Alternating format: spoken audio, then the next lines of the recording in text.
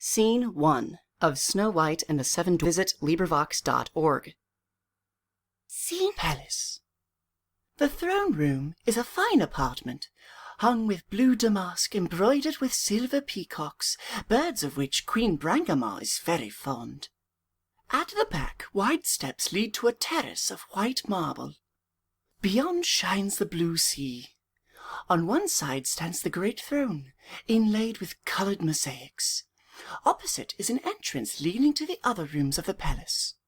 When the play begins, 7 of the maids of honour to Princess Snow White are playing a game with coloured balls. They are little girls about 12 years old, and their names are Rosalis, Amelot, Ermengarde, Guinevere, Christabel, Ursula, and Lynette. As they play, they sing. High and low, round and about across they go. Blue and green, gold and white, toss them through, trickle, hold tight. Miss the ball and let it fall. Make the ladies take it all. 1, 2, 3, out goes she. 1, 2, 3, and out goes she. Just here Rosalis does miss, and the others rush to tag her, crying, Rosalis is out. I don't care. It's not an interesting game anyway. Play again? One game. I will. But just as they are about to begin again, Sir Dandyprat Bombus, the court chamberlain, appears on the terrace. He is a fat, puffy little man, with an enormous wig and a great sense of his own importance. Ah, young ladies, what? Playing in the throne room? Tut-tut, tut-tut. Oh, please Don't tell the queen. Don't tell the queen. We didn't break anything. No, on the whole, I will not tell Her Majesty. She might blame me. I was going to say, I have an important announcement to make. Since Lady Cicely was sent home with the mumps, your usual number, 8, has been reduced to 7. Am I right? 1 from 8 leaves 7, I think. He tries to do the sum on his fingers. Yes, it is 7. I am right. Her Majesty the Queen wishes your numbers kept complete, so I have brought another young lady to take the vacant spot. He leads on little Lady Astelaine and presents her. The Lady Astelaine. These are the maids of honour to the Princess Snow White. Lady Astelaine curtsies to the maids of honour, and they in turn curtsy to her. You must teach Lady Astelaine all she ought to know as a maid of honour. You'd better teach her your cravat first. You may have to dance it almost immediately. And the little man dances a few steps, puffing out the tune meantime. Tum-tum-tee, dum-tum-tee. And how to do a proper curtsy. So. And he tries to make one. And how to retire backwards gracefully. So. But as he retires backwards, he stumbles against the terrace steps and falls flat on his back. He is so embarrassed by this mishap that he scrambles out of the room as fast as he can, puffing, gracefully, young ladies, gracefully, till he is out of sight. Who's that old thing? Mimicking Sir Dandyprat's voice and strut. That's Sir Dandyprat Bombus, court chamberlain to the Queen. He gives us our instructions. But we don't mind him. Do you have good times here? Splendid, except when the Queen is especially cross. And then, oh me, we have to be careful. I don't think I shall like the Queen. Shh! Why, shh? Never say anything uncomplimentary about the Queen. We all adore the Queen. But they shake their heads and make little faces to show Astelaine that they don't mean it. I shall hate the Queen. We all do. But I'm to be maid of honour to the Princess Snow White, so I'll take my orders from her. Oh, Snow White never gives orders. I shall like her. When shall I see her? Sometimes every day, and then again, not for ever so long. It just depends on the Queen's temper. And how much Snow White has to do. I thought a princess never had anything to do. Well, you see, Snow White isn't exactly a regular princess. Why, Christabel, of course she's a regular princess, but... But what? You don't hate Snow White, too. Hate Snow White. idea. The She's idea, the dearest, loveliest, kindest, we just adore her. Oh, Do you think we could get Snow White to come and see Asterlane now while we're all alone? Oh, let's try. And all the little maids hop up and down and clap their hands with glee at the idea. Where is she? Kitchen, I think. She said she had to bake bread first and cookies afterward. Bread is important, but cookies aren't. Anyway, it can't do any harm to ask her. I'll go. And off she darts to the kitchen. But what is the princess doing in the kitchen? Of course you don't understand about Snow White yet. It's a court secret. But I think we ought to tell her right away, don't you? Before she sees Snow White, or she might think... They evidently agree, for they all rush at Asterlane and begin to speak at once. I'll tell No, her. let me. I know. Snow White was born. This queen isn't her real mother. It's like a fairy tale. Stopping her ears. I can't possibly understand if you all talk at once. But each little maid, thinking that the others will stop, again begins to tell Snow White's story, so that the confusion is worse than before. Asterlane has to hold her ears a second time. That's worse. There's only one fair way to decide. I'll count out, and the one that's out shall tell. I suppose that's fair. Only I should tell it so much the best. To Asterlane. Well then, you count. Intry, mintry, catry, corn, apple seed and apple thorn, wire, briar, limber, lock, 5 grey geese in a flock. Eeny, meeny, mona, me, Barcelona, bonastree. 1, 2, 3, out goes she. Out goes she.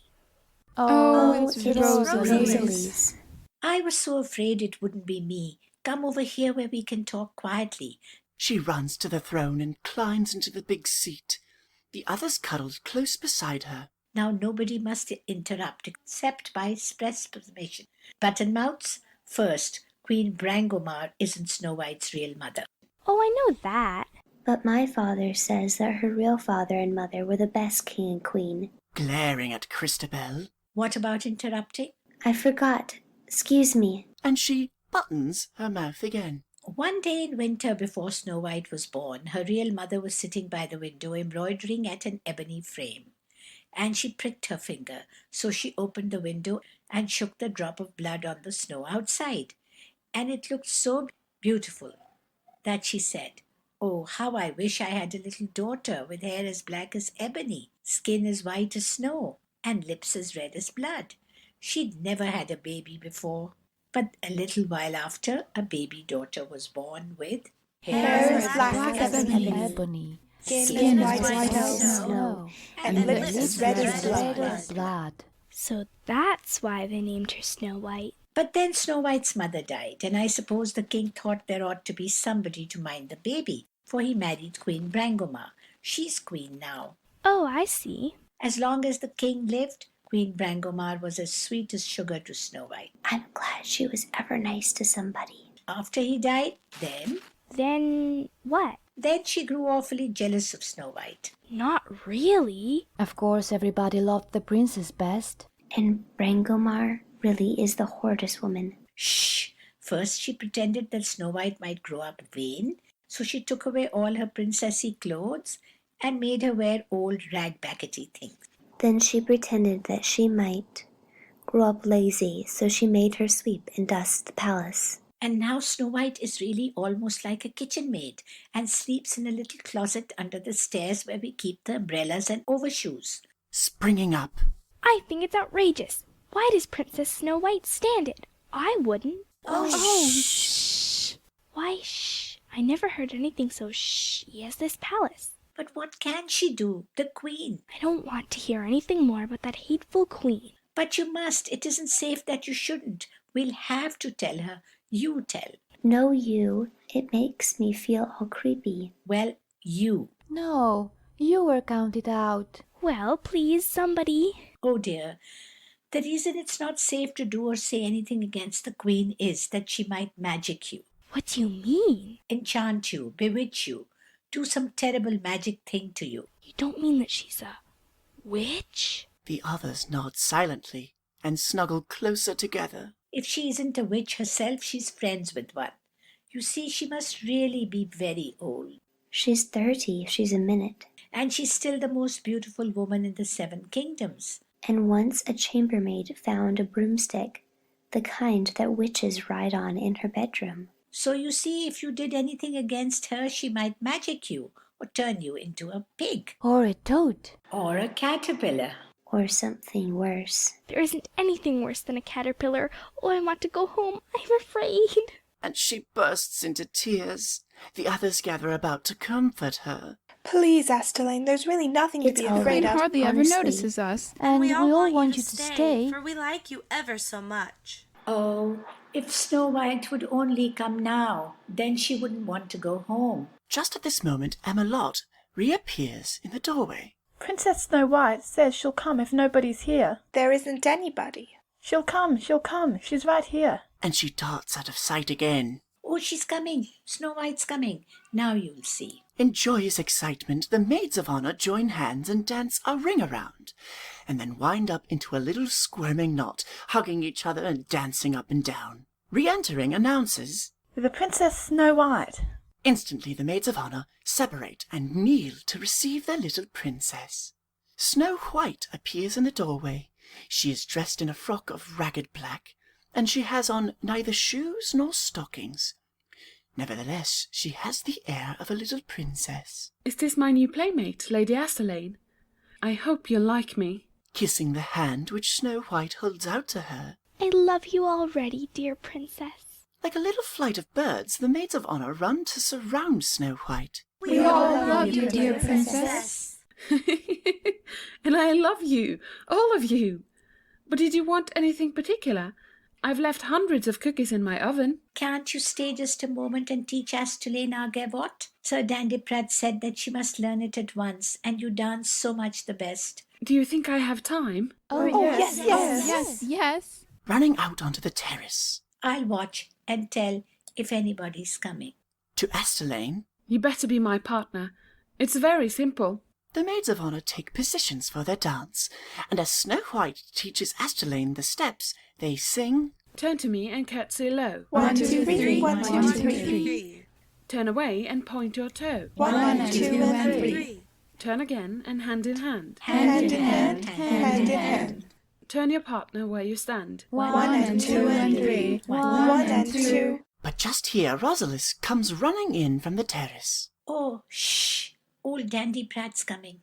Oh dear, I must run. Catching her, No, don't. He won't stay a minute. He hide behind the throne till he's gone. Yes, quickly. Behind the throne. Snow White runs behind the throne, and the maids of honor spread themselves out before it so that she is quite hidden. But they are not a moment too soon, for Sir Dandyprat waddles in from the terrace, followed by 2 solemn flunkies in gorgeous liveries. Ah, young ladies, I am fortunate to have found you all together. We have the most important announcement to make. I composed it myself. He unrolls an imposing parchment and reads, Whereas our gracious queen has been informed that His Highness Prince Florimond, heir to the kingdom of Caledon, will call upon Her Majesty this afternoon to deliver an important letter from his royal father. I have arranged the following reception. At 4:15 precisely, this proclamation will be read.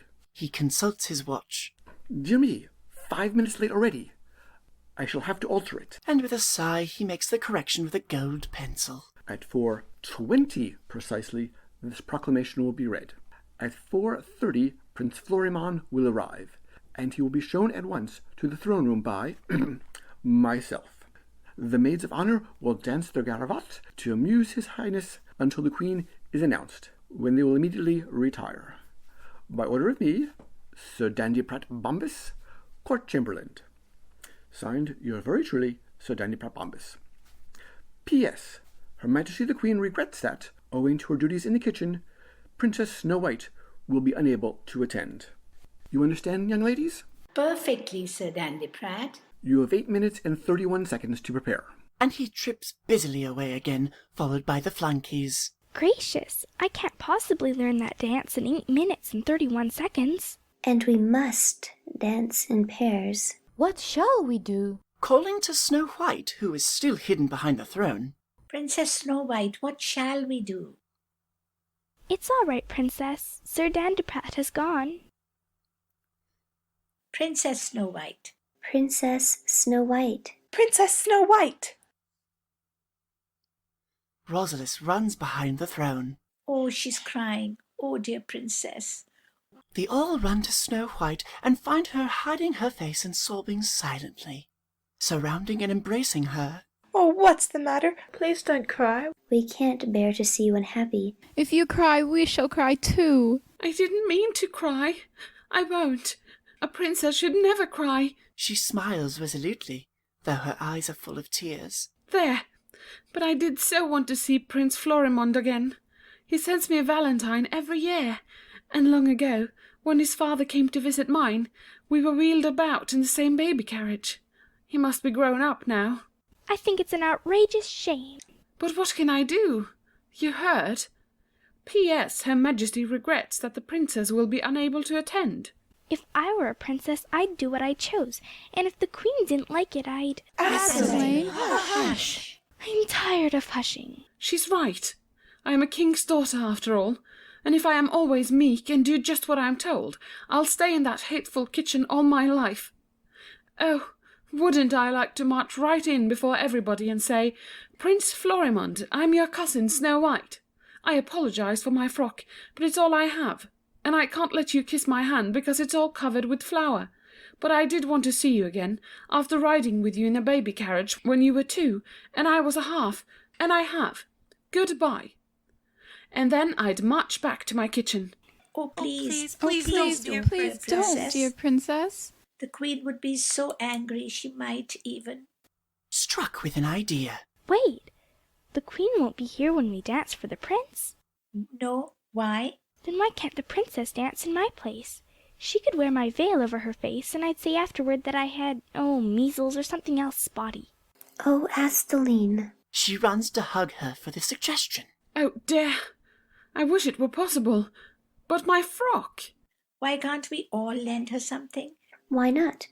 We have on heaps more than we need. She could have my overskirt. She pulls it up to show an underskirt almost as elaborate. And my watteau. And my lace jacket. And my cap and pearls.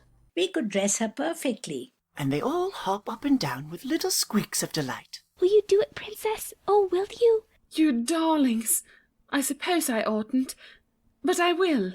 And she runs behind the throne to dress, with Guinevere to help her. The other little maids unpin and unhook and twist and turn to reach hard buttons at a great rate, as you can judge from the things they say. Here's my veil. Oh, she doesn't want a veil first. Help me with the skirt. I can't unhook me. These pearls just won't untangle. Please come and unpin this. No, me first. I won't go to either if you don't decide. She's ready for the skirt now. You unhook while I squeeze. Now, 1, 2, 3. There isn't room for all our fingers on the one little hook. Here's the jacket. And now they're all behind the throne, helping Snow White on with the new things, except poor Christabel, who was left writhing to reach a pin at the back of her neck. I think you're just mean. I know it will prick. It did. Well, anyway, I know where it is now. And with an enormous twist, she succeeds in unfastening her watteau, dancing out, waving Snow White's black frock. Here's her little black dress. What shall I do with it? Following. Oh, put it anywhere. But where is anywhere? Here, stuff it under this cushion on the throne. She does so. They'll never find it there. Won't it be a joke when the queen sits on it? Oh, why did you say that? Now I shall just giggle and giggle and giggle. And they run behind the throne again. Snow White is almost dressed now, and the little maids, one after another, tiptoe away from the throne, whispering, Oh, she just looks like a bride, and she's perfectly sweet. All silver and white from her head to her feet. Her lips red as blood, and her hair black as night. She's lovely, our Princess Snow White. They stand waiting for her. There is a moment's pause, and then Rosalis calls, Aren't you coming, Princess? From behind the throne. Just a moment, till I shake up my hair. There! She steps into sight. The maids sink down in involuntary curtsies at the sight of her.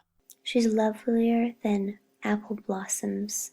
Lovelier than anybody I ever saw. More beautiful than the queen. The queen must never see her like this. Never. Snow White, who has been putting the last touches to her dress, suddenly... Oh, look! My feet! And indeed, her little white feet are bare. Oh, I don't think it matters. The prince is a gentleman, and no gentleman would look at a lady's feet except to admire them. But I'd be different. Then let's all take off our shoes and stockings. Of course. Immediately they plump down on the floor, but they have hardly begun when a trumpet sounds from the terrace. There's the prince now. We can't stay here. Let's run into the anteroom to finish. I am so afraid something may happen. Really, I ought not to, but I do so want to see him. Hurry, Hurry, dear princess. And they hasten off into the anteroom, drawing Snow White with them. They are only just in time, for music sounds on the terrace, and the throne room fills with dukes and duchesses, none of lower rank are allowed, all in their best robes and Sunday coronets. Then on struts Sir Dandyprat, more important and puffy than ever. His Highness Prince Florimond, heir apparent to the kingdom of Calydon. The prince appears, followed by his pages Valentine and Vivian. He is a handsome, manly youth, dressed in blue and gold. He bows politely to the kneeling dukes and duchesses as Sir Dandyprat ushers him to the throne. I regret, Your Highness, that the Queen hasn't quite finished doing her hair, but she will be here in a moment. Meanwhile, may the maids of honor entertain Your Highness with a little dance? It would give me great pleasure. It is a very simple dance, Your Highness, but considering their youth... But he stops because his eye falls upon a little pink shoe that Guinevere has left behind. He picks it up, hides it under his coat-tails, and stumbles on. The young ladies do very... And now he spies a stocking, and in hiding that, the clumsy little man lets the shoe fall. This confuses him still more, but he goes on. Very credibly indeed. And he sees a garter. This completes his embarrassment. He forgets the rest of his speech altogether, and cries, Really, they will drive me distracted.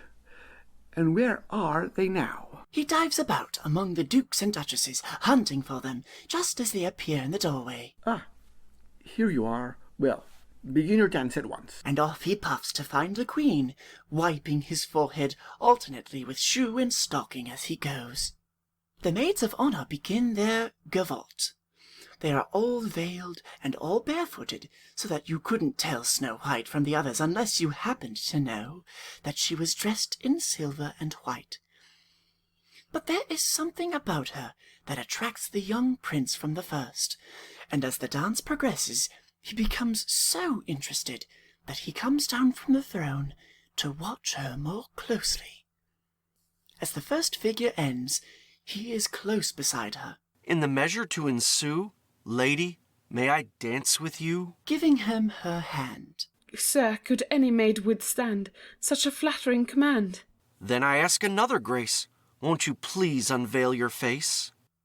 Yes, if secret it may be. Secret between you and me. The second figure of the dance begins. Snow White now dancing with the prince. Once in a while, we overhear what they are saying. You look at me as if we bow. You'd never seen my face till now. Do you think I could forget if we two had ever met? Yet in silence side by side, once we sat, until I cried. Now I fear 'twill be my heart that will weep when we must part. Now we turn and bow.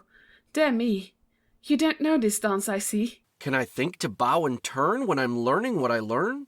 The dance ends, and a trumpet sounds to announce the coming of the queen. But the prince still holds Snow White's hand. There's the trumpet. I must fly. Please my hand, sir, and goodbye. Detaining her. I don't even know your name. Don't go yet. I'll take the blame. Oh, I can't nor tell you why. Please, I beg you, let me fly.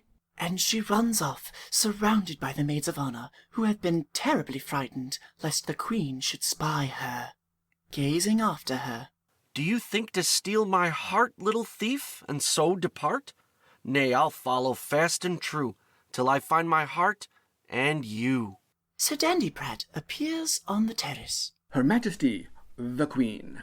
To a crash of music and blare of trumpets, Queen Brangamar enters. She is dark, languorous, and very beautiful. She wears her crown, and her long robes are embroidered in the blues and greens of the peacock's tail. She holds out a jewelled hand for Prince Florimond to kiss, and then sweeps to the throne. So, you are Prince Florimond. I'm sorry you chose today to come. I'm not looking my best. I have always heard of Queen Brangomar as the most beautiful... Of course, of course. I am told you bring me a message from your father. What is it? This letter. I don't know its contents, Your Majesty. Your father writes that if you did know, it might embarrass you. Wretched handwriting. My son Florimond, now of an age to marry. Marry? So, your foolish old father is intending to marry you off, is he? I hope he isn't thinking of me. How many proposals would that make this week, Dandiprat? 11, Your Majesty, including those from the lunatic asylum. What's this? To his cousin, the Princess Snow White? To Snow White? She rises in anger, crushing the letter. To Snow White? Then, trying not to betray her jealousy, and with a bitter laugh, she reseats herself. Huh! Really, my dear Florimond, of course I regret to say so, but Snow White isn't a possible choice. I'm sorry to disappoint you. But you don't, I was speaking. Snow White is most malicious and ill-tempered, and so stupid and common that she prefers to associate with the kitchen maids. Indeed, I believe she's in the kitchen at this very moment. She wouldn't do for you at all. Are not these the facts, Sir Dandiprat? Well, Your Majesty, perhaps... Are not these the facts, Sir Dandiprat? They are, Your Majesty. Your Majesty has made me very happy. Happy, I supposed. 5 minutes ago, such an account of Snow White would have made me miserable, for even as a little boy I always dreamed of marrying my cousin when I grew up. But now... Oh, will Your Majesty help me if I confess? Help you? How? You see, I've fallen in love with someone else meantime. Meantime? When? Here, just now, in this very room. She is the most beautiful... Oh, my poor boy, really, I'm so much older than you. Oh, not Your Majesty. She's one of Snow White's maids of honor. A maid of honor? You don't mean to say you want to marry one of them? Your father would never consent. They're nice girls, and come of quite respectable families, daughters of dukes and earls and that class, but you can only marry a princess. I'd marry her without my father's consent, even if we had to set up housekeeping in a poor cottage. Don't be heroic. What is the young paragon's name? She didn't tell me. We danced together, that was all. Are you quite sure you would even know her again? Your Majesty is unkind. Apparently the only way to discover the young person is to summon all the maids of honor. She motions Sir Dandiprat, who hurries off. I'm curious to know your taste. Stand here by me and point her out when she comes. Sir Dandiprat reappears in the doorway and introduces the maids of honor, one by one. As each maid is named, she curtsies to the prince. The maids of honor. The Lady Rosalith. The Lady Amalot. The Lady Ermengarde. The Lady Guinevere. The Lady Christabel. The Lady Astalon. The Lady Ursula. The Lady Lynette. But she's not there. There was another. Another? 8, that is all. Counting his fingers. Only 8, Your Highness. But there was another. Another? What was she like? Her hair was black as polished ebony. Her skin was whiter than new-fallen snow. Her lips were redder than a drop of blood. Snow White. Summon Snow White. Snow White appears timidly in the entrance. I suspect she had been listening behind the curtains. I am here, Your Majesty. That is she. And oh, she is Snow White. You are Snow White. He rushes to kneel at her feet, her anger quite overcoming her as she sees Snow White's changed appearance. Snow White, you dared! Ah! She rushes toward the little princess, but suddenly, halfway, she falters and falls fainting, hopping about in great excitement. The Queen fainted! The Queen fainted! Oh, this is most important. Princess, princess, see what you have done? Take her away! Take her away! The maids of honor lead Snow White away, and Sir Dandiprat turns to the astonished prince. Most deplorable. Would your highness withdraw to the terrace until the queen recovers? This is most distracting. Air, air, everyone out of the room, everyone. Give her air. The prince and the courtiers hurry out of the room, but no sooner is the queen alone with Sir Dandyprat than she recovers from her swoon. Shall I fan, your majesty? Oh, I hope. Where is the prince? Waiting on the terrace, your majesty. Keep him there till I ring. Oh, pray, don't anger him. Gain time, gain time. Get out, you idiot. This rude exclamation so startles Sir Dandyprat that he stumbles backwards up the terrace steps and waddles out of sight as fast as his fat legs will carry him. The witch hex, I must summon her. She must help me now.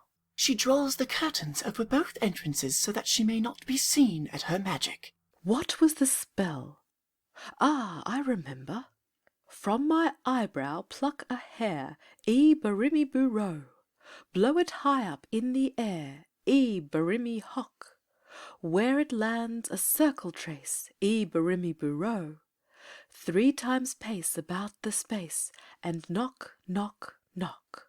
As she knocks, smoke rises from the circle she has traced, and there is a sound of distant thunder. Thunder says the spell grows warm, barimmy boo. Now I speak the mystic charm, barimmy boo. I sophagos, I sophagiddle, I sophagos, I sophagiddle, I sophagos, I sophalophagos, I sophagos, I sophagiddle.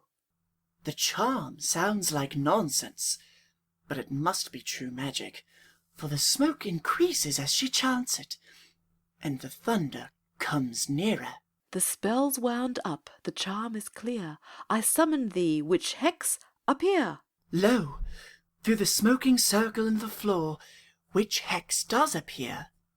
She looks exactly like all witches in fairy tale pictures, with her black pointed hat, red cloak, and crotched stick. It is evident that she is in a bad temper. Here, help me out, help me out! The queen assists her out of the smoking circle. What is the meaning of this? I'm getting tired of being called up by you night and day. Last time I was in my nightgown, and it was snowing too. I was an idiot to teach you that spell. Whatever is the trouble now? Don't be angry, dear godmother. You know how much I love you. Stuff. You don't love me. You don't love anybody but yourself. That's the matter with you. If you only knew the trouble I have to take to keep you beautiful. Your disposition keeps wearing through. If I should once say, bang, no more charms for that wretched Brangomar, how would you look then? I believe you'd be uglier than I am. I know, dear Hex, but you wouldn't. Don't be too sure.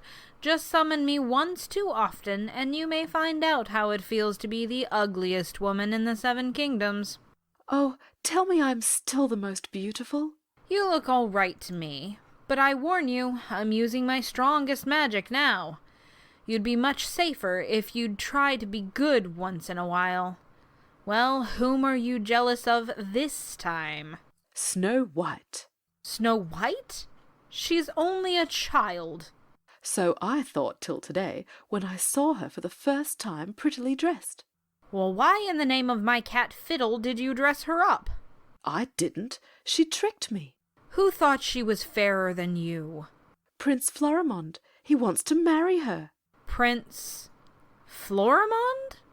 Pooh, mere boy. Probably said it to plague you, knowing your wretched disposition. But I've brought something with me this time that may help to keep you quiet. Just had time to snatch it when I felt you spelling me away. It's a magic mirror. She takes from her pocket and holds before Queen Brangamar's dazzled eyes a hand mirror carved from a single crystal. It glows and gleams like an opal. Seizing the mirror and gazing into it. Magic? Oh! Ah, you see. It reflects you as you really are. If I stopped my spells, that's what you'd look like. Now it makes me quite decent looking. That's because my character's better. Oh, the hateful thing! I never saw anything so terrible. Why, I looked almost funny. Take it away! Take it away! Wait, that's not all its magic. Hold it in your hand and say, "Mirror, mirror in my hand, who's the fairest in the land?" And it will answer you truthfully. Snatching the mirror, but shutting her eyes that she may not see her reflection. Oh, let me try. Mirror, mirror in my hand, who's the fairest in the land?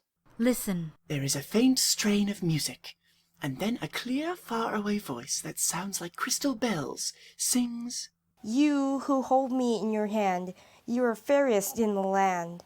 But today I tell you true, Snow White is more fair than you."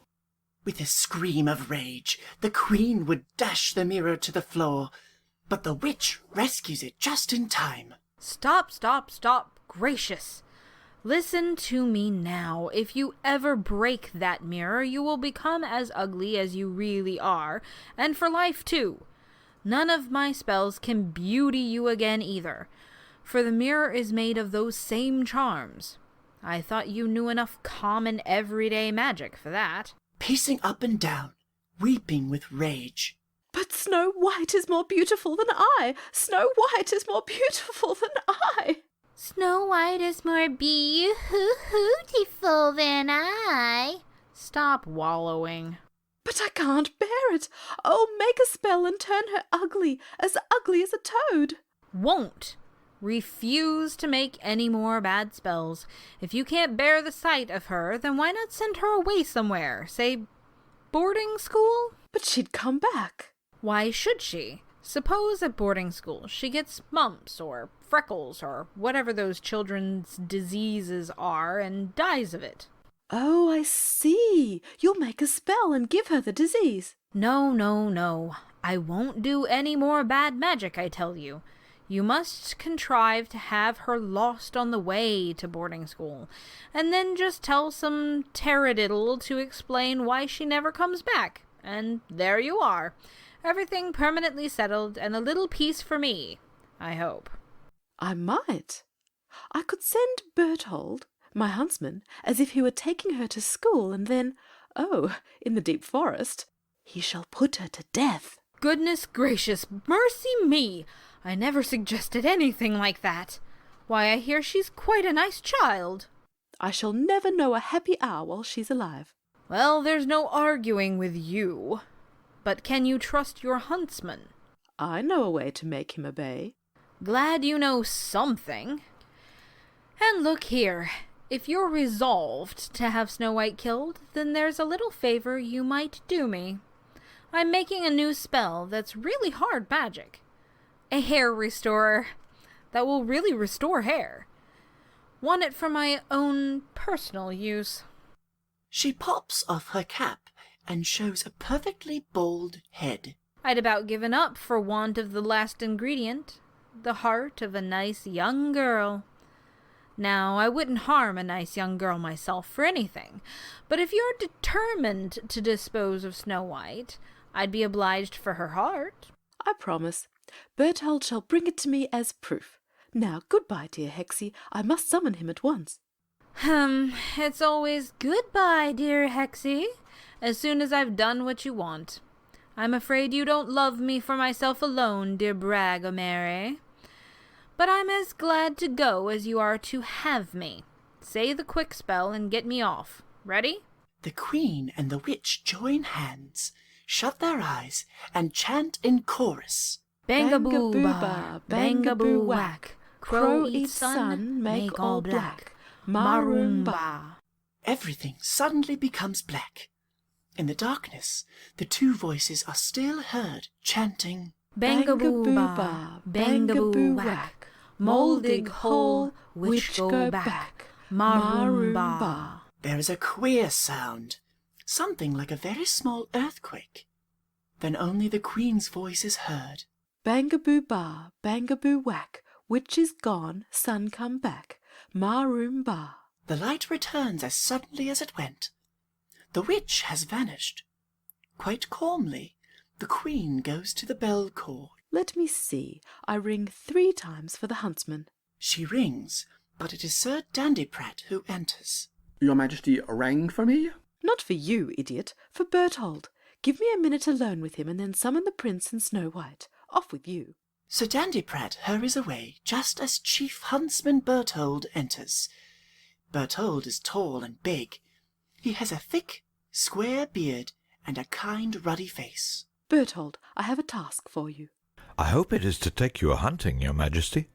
Your forests are full of game, wild pigs, deer. Indeed, there may be even a unicorn or 2. It's other game I propose this time, Berthold. You have been a faithful chief huntsman. Suppose I promote you to be Lord High Admiral. As we have no navy, the duties will be light. Oh, Your Majesty, how can I thank you? It depends upon your carrying out a task with absolute obedience. Give me a chance to show my gratitude. Come nearer. The Princess Snow White is to set out for boarding school this afternoon. You will conduct her. At the western gates you will take the old road that turns to the left. But, Your Majesty, that road leads into the deep wood. You will take that road. When you have come to the very heart of the forest, then you will kill the princess. Springing back. Never, Your Majesty, never. It is my command. She has disobeyed me. She must be punished. Kill Snow White? My late king's daughter? The loveliest maid in the 7 kingdoms? I would slay myself first. There is no man in your dominions base enough to do such a deed. Pray dismiss me. He turns to go. Wait. I have a surer means to command your obedience. You have 6 small children, I believe. Yes, Your Majesty. Suppose I lock your 6 children in the great grey tower. Suppose I order that no one shall take them food or drink. Oh, Your Majesty, have mercy. Think. Can you not hear their 6 small voices calling to you from the dark? We are hungry, Papa, they will cry, and they will beat on the door with their little hands. Sinking to the ground. Spare me, spare me. At last they will be too weak to cry or beat. Then, when all has grown still within the tower, I will say, Berthold, here is the key. Go and see how Queen Brangamar punishes disobedience. Rising with a cry. Oh, I will obey, Your Majesty. Heaven forgive me, but I cannot let my children starve. That's much better, Berthold. You understand clearly. Alas, too well. Oh, what a tone of voice. Remember the motto, a task cheerfully done is well done. And oh, I almost forgot. You must bring me Snow White's heart before midnight as a proof. Here comes the prince. Do try to look more pleasant. Prince Florimond returns, ushered in by Sir Dandyprat, and followed by all the courtiers. I hope Your Majesty has recovered. Quite, thank you. I beg everybody's pardon, something I had for lunch, no doubt. To Sir Dandyprat. Where is the Princess Snow White? I am here, Your Majesty. My dear Snow White, Prince Florimond has come to ask your hand in marriage. What do you say? Drooping her head. What may I say? Have you any reasons against it? None, Your Majesty. I was obliged to tell him how unfitted you are at present to become a queen. Indeed, I've long been thinking of sending you away to some select boarding school for backward princesses. This seems the opportunity. You will remain at the school for a year and a day. Oh, Your Majesty! And the prince must promise not to see or write to you until the end of that time. That seems too hard. Otherwise, I shall refuse my consent. Do you agree? Since I must. Then that's settled. Return here 1 year and 1 day hence, and we can then discuss the engagement. Now, Snow White, bid farewell to Prince Florimond. The prince starts forward to kiss Snow White's hand, but the queen intervenes. No, a respectful bow and a curtsy will be quite sufficient. Goodbye, Florimond. Hasten back to your father. So poor Prince Florimond bows himself out, followed by his pages. But he looks back at Snow White as long as he can see her. Now, Snow White, I've arranged all the details about the boarding school. You must leave immediately, or you won't arrive before nightfall. Berthold will conduct you. Say your goodbyes quickly. Thank you so much, Your Majesty. I'm not quite sure that I want to be a queen, but I should like to be a well-educated princess. I am very grateful. She tries to take the Queen's hand, but the Queen withdraws it hastily. You are keeping Berthold waiting. Off with you at once. Turning to her maids of honour. Goodbye, my little playmates. Goodbye, Amelot and Ermengarde and Christabel and Rosalis. Don't cry, Rosalis. It will only be a year, and I promise not to come back so grown up and princessy that you won't recognize your Snow White. Goodbye, dear ladies and gentlemen who have all been so good to me. I kiss you all. She blows them a kiss. Then, slipping her little hand into Berthold's big one, she says, Now, Berthold. And Berthold and the Princess Snow White go off along the terrace toward the deep forest as the curtain falls. Scene 2. In the forest. Great trees meet over a wild and overgrown path. It is after sunset, and the light is fading fast. A small brown bird flies above the path, chirping a little call, and perches in a tree just out of sight. Snow White, running gaily, follows the bird. Yes, little brown bird, I heard you. You want another answer? Wait until I get my breath. She whistles in imitation of the bird's call. What? Flying on again, as soon as you've made sure I've heard? Where are you trying to lead us? Berthold, there's the brown bird again. He seems to be trying to get me to follow him. He's perched on that tree now, waiting for me to come up. The bird calls again, and Snow White tries to imitate the call in words. Come, Snow White! Come, Snow White! Is that what you're trying to say? I'm coming! I'm coming! And she runs on, following the bird. Berthold comes into sight. As he sees how lonely the spot is, and how dark with the shadows of the great trees, he halts irresolutely, and murmurs to himself. It may as well be here as anywhere. Mile after mile you have put it off, till the next turn or some more shadowed spot. But that is no kindness to the princess. Remember your own children, man. It must be here. He calls after Snow White, and his voice is hoarse. Princess, come back. What is it, Berthold? You want me? She runs back and slips her hand into his. There's the bird again. He seems to know the way better than you do. Do you think he can know I'm going to boarding school? The bird calls again, and she answers. Don't be so impatient. I shall stay with Berthold just as long as I like. He's a much older friend of mine than you are. What did you want, Berthold? Oh, dear princess. But he cannot go on. Why are you so pale? Have you hurt yourself? She tries to take his hand again, but he draws it away. Oh, you're angry with me? Something I did or said hurt your feelings? I didn't mean to. Please forgive me. Forgive you, princess? He kneels before her and cries out in anguish. Oh, say you can forgive me. Forgive you? For what? She tries to raise his bowed head, that she may see his face. What is it, Berthold? Don't look at me, princess. Don't look at me. He folds his arms about her and hides his face in her dress. Oh, whatever it is, tell me. I'm afraid. The Queen. The Queen? The Queen has commanded me to kill you here, in this forest, now. Looking down at him in wonder. Kill me? I don't understand. You're taking me to school. Oh, you're joking. I call that a silly joke. Stupid old Berthold. A very silly joke. Look at me. No, look at me. Slowly, he raises his head. She reads the truth in his face, and with a cry springs from him. Oh, it's true. It's true. I know it. That was why the Queen... But you won't, will you? See, Berthold, I don't run away. I come right to you. I creep into your arms. You won't hurt me, will you? Oh, my darling, if it were my life alone that were at stake, I would suffer any torture rather than harm a hair of your beloved head. But The Queen... Oh, you mean that the Queen will kill you unless... Not me, Princess, but my children. She has shut them up in the Grey Tower, and she will starve them to death. Oh, Berthold! I know your little children. They have blue eyes and yellow hair. I've played with them. She would do it too. She thinks a moment, then with sudden resolution goes on. Kiss me goodbye, Berthold. I couldn't live and think of your children. See, I'm not crying.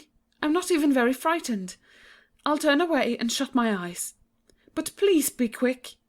Staggers to his feet and makes a fumbling movement for his knife, but as he touches it, he sinks down again with a cry. Oh, I cannot, Princess. I cannot.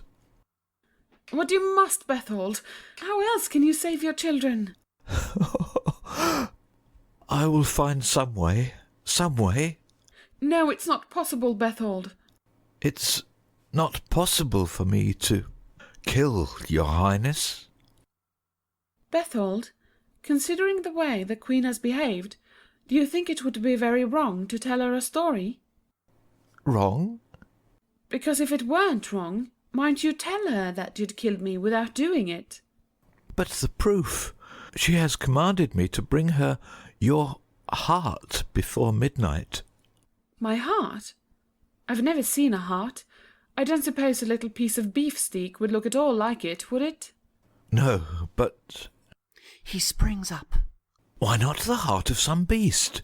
I might catch a wild pig here in the forest and... But no, I couldn't leave you here alone. You would starve. Couldn't I live like the birds, on berries? But the winter will come, and... Oh, your Highness, there are savage beasts in this wood. I haven't seen one, not a living creature but my little brown bird. It was daytime, and I was with you, but it is growing dark, and at night... But if you don't take the heart to the Queen before midnight, you know what she will do. The most savage beast would be less cruel, and you must catch the wild pig before it is too dark to see. No, I dare not leave your Highness. Pretending to be struck with a new idea. Berthold, could you find this place again? Find it? Every inch of the way is branded on my brain. Then tomorrow hide some food in your tunic and come back again, and we can plan. You might build me a little hut and bring me food every day like a mother bird, and I could live a little lone forest princess. I might, but... Oh, please, there is no other hope, is there? None that I can see. Then hurry, it is getting darker every moment. Kiss me goodbye quickly. She puts her face up to his. Until tomorrow, dear Berthold. My princess, heaven keep you. Until tomorrow. He hastens away, calling after him. Goodbye, dearest Berthold. Then to herself. Poor Berthold. Does he think the Queen will ever let him out of her sight again? No, she will shut him up in prison for fear that he might tell. He will never come back. Goodbye forever, Berthold. A sudden terror seizes her. Oh, it's goodbye forever, everybody. She starts after him, crying, Berthold, come back! Come back! But remembering, she clasps her hands over her mouth to stifle the cry. Hush! Snow White! Think of his children! Think of his children! With a little moan, she sinks to the ground. Oh, but what shall I do? Where shall I go? I'm afraid. I'm afraid. Afraid. And she hides her face among the leaves. The call of the little brown bird is heard almost overhead. At first, Snow White does not hear, and the bird repeats the cry that sounds almost like, "Come, Snow White." Looking up in wonder. Oh, little bird, are you still here? You haven't left me. I think you are my friend, the only friend I have in all this world now. The bird flies off a little way, and then perches and repeats his call. Are you telling me to follow you, as you did before? But where shall I follow? I have nowhere to go. I wish I could live in your nest, little bird. Again the bird calls, and Snow White rises and follows where he flies. Yes, I will follow. I trust you. She runs out of sight among the trees, calling softly as she goes. I hear! I am coming! I am following little brown bird. The curtain falls. Scene 3. In the house of the Seven Dwarfs. The dwarfs' house is very tiny. It is built of rough stones and logs, and niched into a hillside in the depths of the great wood. It has but one room, 2 windows, and a half door. Along one side of the room are ranged 7 little beds of different sizes. On the other is a stone fireplace for cooking, and a rustic pump with a barrel under its spout to catch the water. In the middle of the stone floor stands a low table with 7 places laid for supper. A single candle on the table lights the room. Through the window we see the forest, dim in the moonlight. Presently the little brown bird flies past, and perches on a branch just outside, still calling Snow White to follow him. They have come a long way, and she is very tired and hungry. But as she sees the little house, and realizes at last where the brown bird was leading her, she runs up and peeps in through the window. Oh, was it toward this light you were leading me, brown bird? Why, it's a little house. Are you flying away now? Please let me thank you first. See, I blow you a kiss. He's gone. Perhaps birds don't like kisses. Their faces are so sharp. Goodbye, little friend. She looks cautiously through the window into the house. What a queer little room. 7 beds, and all so small. There must be lots of children in the family. Nobody with so many children could be wicked. May I come in? As there is no answer, she knocks at the door and opens it a crack. Please, good people, may I come in to rest? Just for a moment. I'm lost in the forest. Still no answer. She creeps into the room and looks about. Nobody at home. But they couldn't mind if I sat down. Just a minute. Oh, there is the children's supper, all laid out. I'm so hungry. If I took just a bit, only a tiny bit, from each place, I'm sure they couldn't be angry. She goes to the table, and as she nibbles a morsel at each place, she sings to herself. A sip of water from this cup, of porridge just one tiny sup. I'll take this little knife to spread a corner of the next one's bread, and borrow this wee fork to break a morsel from this barley cake. I'll take 1 cherry from these 4, but not a single mouthful more. No, not a single mouthful more. Nobody could begrudge me that, but I'd like to do something to pay for my supper. She looks about. There's plenty to be done. It isn't at all a tidy house. She yawns, and then shaking herself. Wake up, Snow White. You mustn't get sleepy yet. Not till the people come home. But she cannot quite stifle another yawn. There's a broom. Suppose I sweep a little. She begins to sweep, but the broom raises such a cloud of dust that, coughing, she has to stop at once. Dear me, that only makes things worse. This floor needs a good scrubbing. I might make up the beds. She goes to the biggest bed, but she is so tired that she sits down on it a moment before beginning. This one looks as if it hadn't been made up for years and years and years. I wonder if it's as humpy to lie on as it is to sit on. She lies down to try it. Oh, it's more. It's humpy and bumpy and bumpy and humpy and... Her voice trails away into silence. She has fallen asleep. For a time all is quiet in the little room. Then from far underground is a sound of distant knocking. It comes nearer till it sounds just under the house. Finally, a great stone slab in the floor is pushed up slowly, and from an underground passage that leads from the house into the deep mines, 6 of the 7 dwarfs clamber up into sight. Their names are Blick, Flick, Glick, Snick, Plick, and Whick. They are very small, the tallest hardly above your waist, but they are extremely old, and their beards are long and grey. Each carries a lighted lantern and a pickaxe, and bears a heavy sack over his shoulder. As soon as the last one has climbed into the room, they form in line, with Blick, the eldest, at the head. Now, brothers, evening roll call. Blick. Here. Flick. Here. Glick. Here. Snick. Here. Plick. Here. Quick. Here. Quee. Quee. Blick shakes his head sadly. Late as usual. He's been stealing again.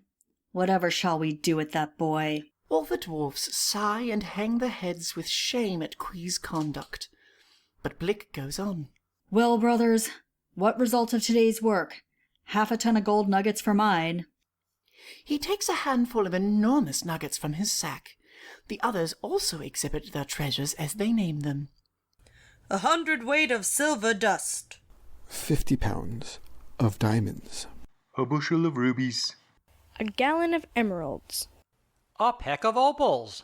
Fair, fair, but we ought to work longer hours. Yes, what's the good of coming home except to sleep? And have supper. Oh, that supper. I know, it's wretched. If we cook at night, it's too hot to eat. If we cook it in the morning, it's cold and dusty by night. But what else can we do? And I'd rather sleep underground than in those beds. So would we. I know, they haven't been made in 12 years. But it doesn't pay to take time from digging diamonds to make beds. So what can we do? Nothing. But if we didn't come home to supper, we wouldn't have to wash. Oh, brothers, washing is a duty. Hush, I think I hear Quee. They all cock their heads sidewise like robins and listen. Yes, that's Quee. He has been stealing again. We must scold him soundly. It never does any good. But we must bring him up in the way he should go. He is the youngest of us. He's only 99 next April. Clear away and ready for him. They pile their sacks in a corner and squat on the floor in a semicircle, with Blick, like a presiding judge, in the center. Quee creeps up stealthily through the underground passage. He is much the smallest, but grey-bearded like the rest. As he faces his brothers, one finger creeps into his mouth. Blick greets him sternly. Quee, you are late again. Quee nods. Been stealing as usual, I suppose? Quee nods, shaking their fingers at him reprovingly. Oh. You know it's wrong. Very, very wrong. Quee nods. Did anybody catch you at it? Quee shakes his head. That's good, as far as it goes. Did you get me a mousetrap? Quee nods. And my candles. Quee nods. And a pin? Quee nods. I'm glad of that. I've never seen a pin. Of course, you understand, Quee, that stealing is a sin, and that your conduct makes us very sad? Very sad. Will you promise to reform and never, never steal again? Wait. Give him the list of things to get tomorrow first. Dear me, I almost forgot. Quee, tie a string around your finger to remember by. Now, what do you all want? A chain, a plane, a weather vane. A hat, a mat, a pussy cat. A pound of brass. A pane of glass. A crock, a lock, an 8-day clock. A can, a pan, a pomely fan. A tack, a sack, an almanac. A can of soup. A chicken coop. A map, a cap, a snappy trap. A pole, a bowl, a baker's roll. A rake, a cake, a pound of steak. A peck of meal. A pickled eel. A slate, a plate, a 10-pound weight. That's all for tomorrow. But remember, young man, if it's a sin to steal a pin, how much worse it must be to steal a 10-pound weight. You appreciate that? Quee nods sadly.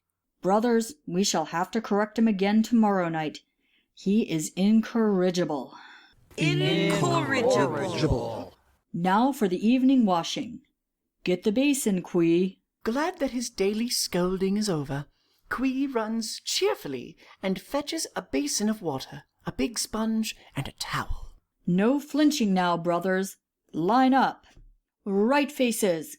They all, except Quee, stand close together and thrust their faces over one another's shoulders with eyes closed. Running down the line, Quee washes all their right cheeks with one long sweep of his sponge. Reverse. They all turn and face in the opposite direction, and Quee, running up the line, washes all their other cheeks. Right faces. With a single sweep of his towel, Quee now dries all their right cheeks, and when Blick commands reverse, he dries the opposite sides in the same neat and speedy way, and the evening washing is finished. There. That's over for another 24 hours. Thank goodness. Oh, come. It's quick and comparatively painless. Only Quee gets dirtier and dirtier every year. But somebody must do it. He's the youngest. It's his duty. Nevertheless, he's a disgrace to the family. Quee bows his head in shame. I'm glad that you realize it at least. And now, supper. Supper. No hurry, it's been getting cold ever since breakfast. With lagging steps they march to the table, and are about to eat, when Blick starts back in surprise. I say, someone's been drinking from my cup. Someone has eat my porridge up. And used my brand new knife to spread a monstrous corner of Quee's bread. Someone has used my fork to break a quarter off my barley cake. One cherry's missing from my 4. And goodness gracious, how much more? They gaze at each other in amazement. Brothers, there must be robbers in the house. Or pirates. Or burglars. Probably burglars. If so, they are under the beds. Burglars always are. Hush. Let every man look under his own bed. Each dwarf creeps to his bed and peers cautiously under it. Then, one after the other, they rise, shaking their heads and saying, Nobody under my bed. Nobody under my bed. Nobody under my bed. Nobody under my bed. Nobody under my bed. Blick is the last to rise, but as he does so, he sees Snow White and cries in a tense whisper, There's something in it. Look, brothers. In wonder, the dwarfs creep about Blick's bed, and holding their lanterns high, gaze down upon the sleeping Snow White. An of admiration breaks from their lips. What is it? I know. It's a child. No, it's a girl. I saw one once. Well, girl or child, it's the most beautiful thing I ever saw. Or I. Is it tame, or will it fly away like a bird when it wakes up? I've heard that children are quite tame, and they can talk. Oh. I tell you, this isn't a child. It's a girl. I don't think girls can talk. They all heave a sigh of disappointment. I wish she'd stay with us just so that we could look at her. She won't. Why not? Of course she won't. Are we handsome or young or tall? In fact, aren't we dwarfs? They all hang their heads. But if we didn't tell her that? Flick, I wonder at you. Besides, she might find it out. She's beautifully white and clean. Look, she's had the broom. She's been trying to sweep. I can't bear to think of her leaving us. None of us can. I'm going to stay up all night just to watch her. Do you think there's any way we can persuade her to stay? I'm afraid not. Even if we laid presents on her bed? What kind of presents? Gold and diamonds? Oh, not common things like that. Really valuable things like my jackknife. Oh, things like that. It might, but I'm afraid not. We might try anyhow. Let each man give the most valuable thing he has in the world. Blick collects the gifts. Each dwarf names his present lovingly as he takes it from his pocket. My thimble. My almanac. My empty bottle. And my pet frog. Laying the gifts gently on the foot of Snow White's bed. There, that may help. But no, it's no use, brothers. There's Quee. Yes, there is Quee. We might hide him? She'd be sure to find him sooner or later. He might reform.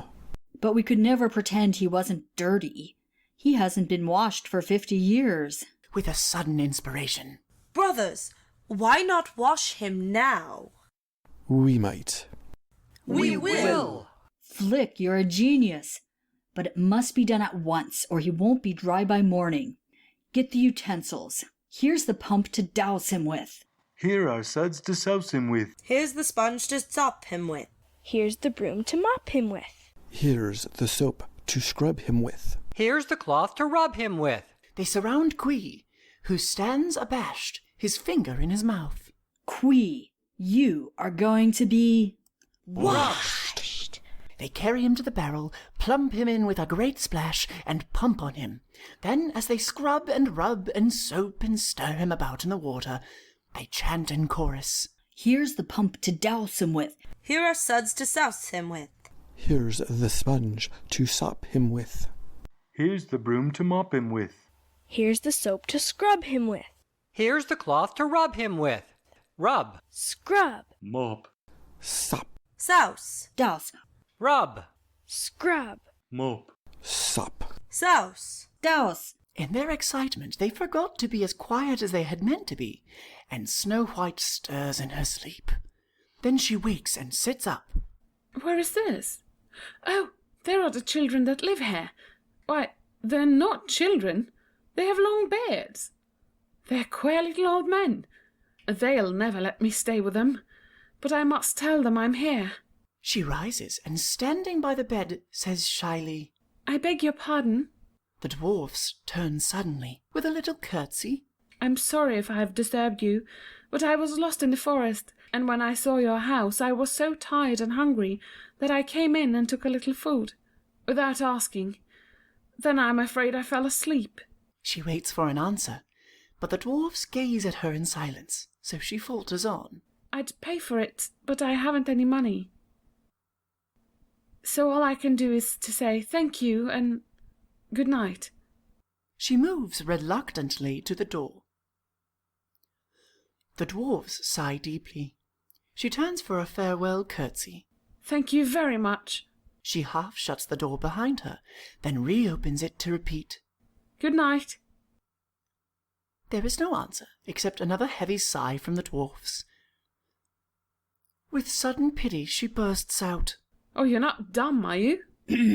No, we're not dumb, but you're a girl, aren't you? Yes, I'm a girl. And young? I'm not very old. We don't know how to talk to young people. Well, most grown people begin, Why, how you've grown. And usually the next thing is, How do you like your school? How you've grown. How do you like your school? Smiling, but a little embarrassed. Well, perhaps it is a little late for conversation. It's long past bedtime, isn't it? Long past. There are 6 of you and 7 beds, aren't there? Hastily putting the cover on the barrel. Yes, there are 7 beds. Oh, before I go, perhaps I ought to tidy the one I slept in. I didn't tumble it much. She goes to the bed.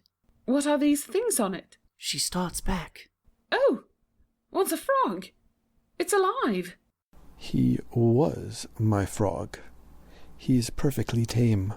What a funny thing to put on a bed. Edging toward her eagerly. They were meant to be presents. Presents? Is it Christmas here? We don't know. We don't know what Christmas is. Oh, somebody's birthday? No, it's nobody's birthday. Then I don't see. They were meant to be presents for you. For me? We were afraid you wouldn't like them. I knew you wouldn't like them. But I do like them. Do you mean that you're not angry with me? That you don't dislike me so very much? Dislike you? We think you're the most wonderful thing we've ever seen. Oh, you darlings! Oh, I beg your pardon. Perhaps that wasn't respectful. Nobody ever called us darlings before, so we don't know. But it sounds nice. And you wouldn't mind if I should stay tonight? Only just tonight? We wouldn't mind if you should stay forever, only just forever. Forever? Oh, will you? Oh, will you let me? Please let me live with you. I could be so useful. But our housekeeping... That's just how I could be useful. I can cook and sew and sweep and brew and make beds and, oh, lots of things. Will you excuse us a moment, please? He calls the dwarfs together and whispers to them. Did I hear right? Did she say she would stay? She did. Whatever shall we say? We don't know. Turning again to Snow White. Could you tell us what it's usual to say when you're so glad that it almost bursts you? Would hip hip hooray do? It sounds right. Hip hip hurrah? Hip hip hurrah! Then, deciding that it does fit their feelings, they shout in a joyous outburst. Hip hip hurrah! Clapping her hands. Oh, please may I say hip hip hooray too? I am so glad and grateful. Hip hip hurrah! But, oh, you may not want me when I tell you who I am. It may be dangerous. Do you steal? No, not so bad as that. My name is Snow White. It sounds extremely clean. This morning I was a princess. She sits on Blick's bed to tell her story. She is growing drowsy again. What's a princess? Why, the daughter of a king and queen. My stepmother is Queen Brangomar. She hates me so much that I am afraid there must be something horrid about me. But I am sure Prince Florimond didn't not like me, for... She sinks back onto the bed and her eyes close. The dwarfs put their fingers to their lips. Then she revives a little and murmurs, For a year and a day. Oh, what was I saying? I'm so sleepy. Please, mayn't I tell you tomorrow night? All I can think of now is good night. Good night, Snow White. Good night. Good night, Snow White. Good night. Good night, Snow White. Good. There is a silence. Brothers, she's asleep, but she'll stay. She'll stay. Hip hip hurrah! I'm so happy I'm sad. Wiping away a tear with his long beard. I'm so happy, it's making me cry. We're all so happy. They all wipe their eyes with their beards. We mustn't wake her. Not a sound now. We'll be quietest in bed. Each dwarf creeps toward his bed. She's in my bed. Well, I'll take Flicks. He moves to the next bed, jumps in, and pulls the clothes over his head. Dwarfs always sleep with the bedclothes over their heads. Of course, each of the others has to move up one bed. As they pop in, one after another, and cover their heads, they cry, I'll take Glicks. I'll take Snicks. I'll take Plix. I'll take Wicks. I'll take Queeze. Sitting up suddenly. Brothers, we've forgotten Quee. They all sit bolt upright. Then in a whisper they call, Quee! The cover over the water barrel is pushed up, and Quee's head appears. He is very wet, but washed as clean and pink as a new doll. Quee, she'll stay, but you'll have to sleep in the barrel. Hip hip hurrah! He disappears again into the barrel, and the curtain falls. Scene 4. Where the Witch Lives. Witch Hex lives in a queer, dark place, somewhat like a cavern, with walls of soft black moss. Yet it can't be underground, for looking out through the single entrance that serves for both door and window, you can see the moon, very big and low, and always shining day or night. A great fire blazes in the middle of the floor, and over it stands a boiling cauldron. Against the wall is a large chest, carved with strange signs, in which the witch keeps her magic things. Curled up asleep by the fire lies her pet cat, Fiddle. Fiddle is enormous for a cat, almost as big as a small boy. Presently he wakes, yawns, and has a long stretch, shaking the last sleepiness out of both hind legs. Then he washes his face carefully, round and round, with his paw. He feels hungry, so he rubs his stomach, but as that doesn't do much good, he looks about for something to eat. A large tin with holes bored in the cover stands on the chest, and he remembers seeing his mistress sprinkle something from this over her food. So he lies down on his back luxuriously, and, licking his chops, takes the tin in both hind paws and shakes it vigorously over his open mouth. But suddenly, with an enormous yowl, he leaps into the air, coughing, blinking, sneezing, and mewing all at once. What he found was the witch's pepper pot. The pepper makes him feel extremely lively, and now he spies a loose end of yarn dangling from an old spinning wheel that stands in a dark corner. He bounds to it and pats the swinging end to and fro. But the wool catches on one of his sharp claws, and he cannot throw it off. He rolls on the ground to break it, but the yarn is strong and only binds him round and round. Now he is frightened and begins to run and whirl and spring into the air. But with every movement the thread, unwinding from the wheel, wraps him closer and closer. And the more he spins and turns and somersaults head over heels, the more tangled he gets, till at last he cannot move a paw or even swing his indignant tail, and lies on his back a helpless mewing bundle. Fortunately at this moment there's a shadow across the moon, and Witch Hex flies home, riding on her broomstick, a basket on her arm. The witch, alighting and setting her broomstick away. There! Glad to be home at last. Where is Queen Brangamar? I thought she'd be here before me with Snow White's heart. I had to go halfway to the moon for the other ingredients for that magic hair restorer, but I've got them all safe in my basket. Where is that lazybones cat of mine? Fiddle, fiddle, fiddle! The only answer is a faint mew from something like a huge ball of yarn in the corner. The witch examines it, and then breaks into a laugh. Well, Fiddle, whatever have you been up to now? Oh ho! Playing with my spinning wheel. Well, you are a snarl. Wait, I'll unwind you. She seizes one end of the yarn and winds it into a ball, but so quickly that poor Fiddle, at the other end, spins and whirls and revolves like a top as she unwinds him, and the witch laughs at his antics until the tears stream down her withered old cheeks. When he is free, Fiddle has to sit in a corner and hold his head in both paws for dizziness.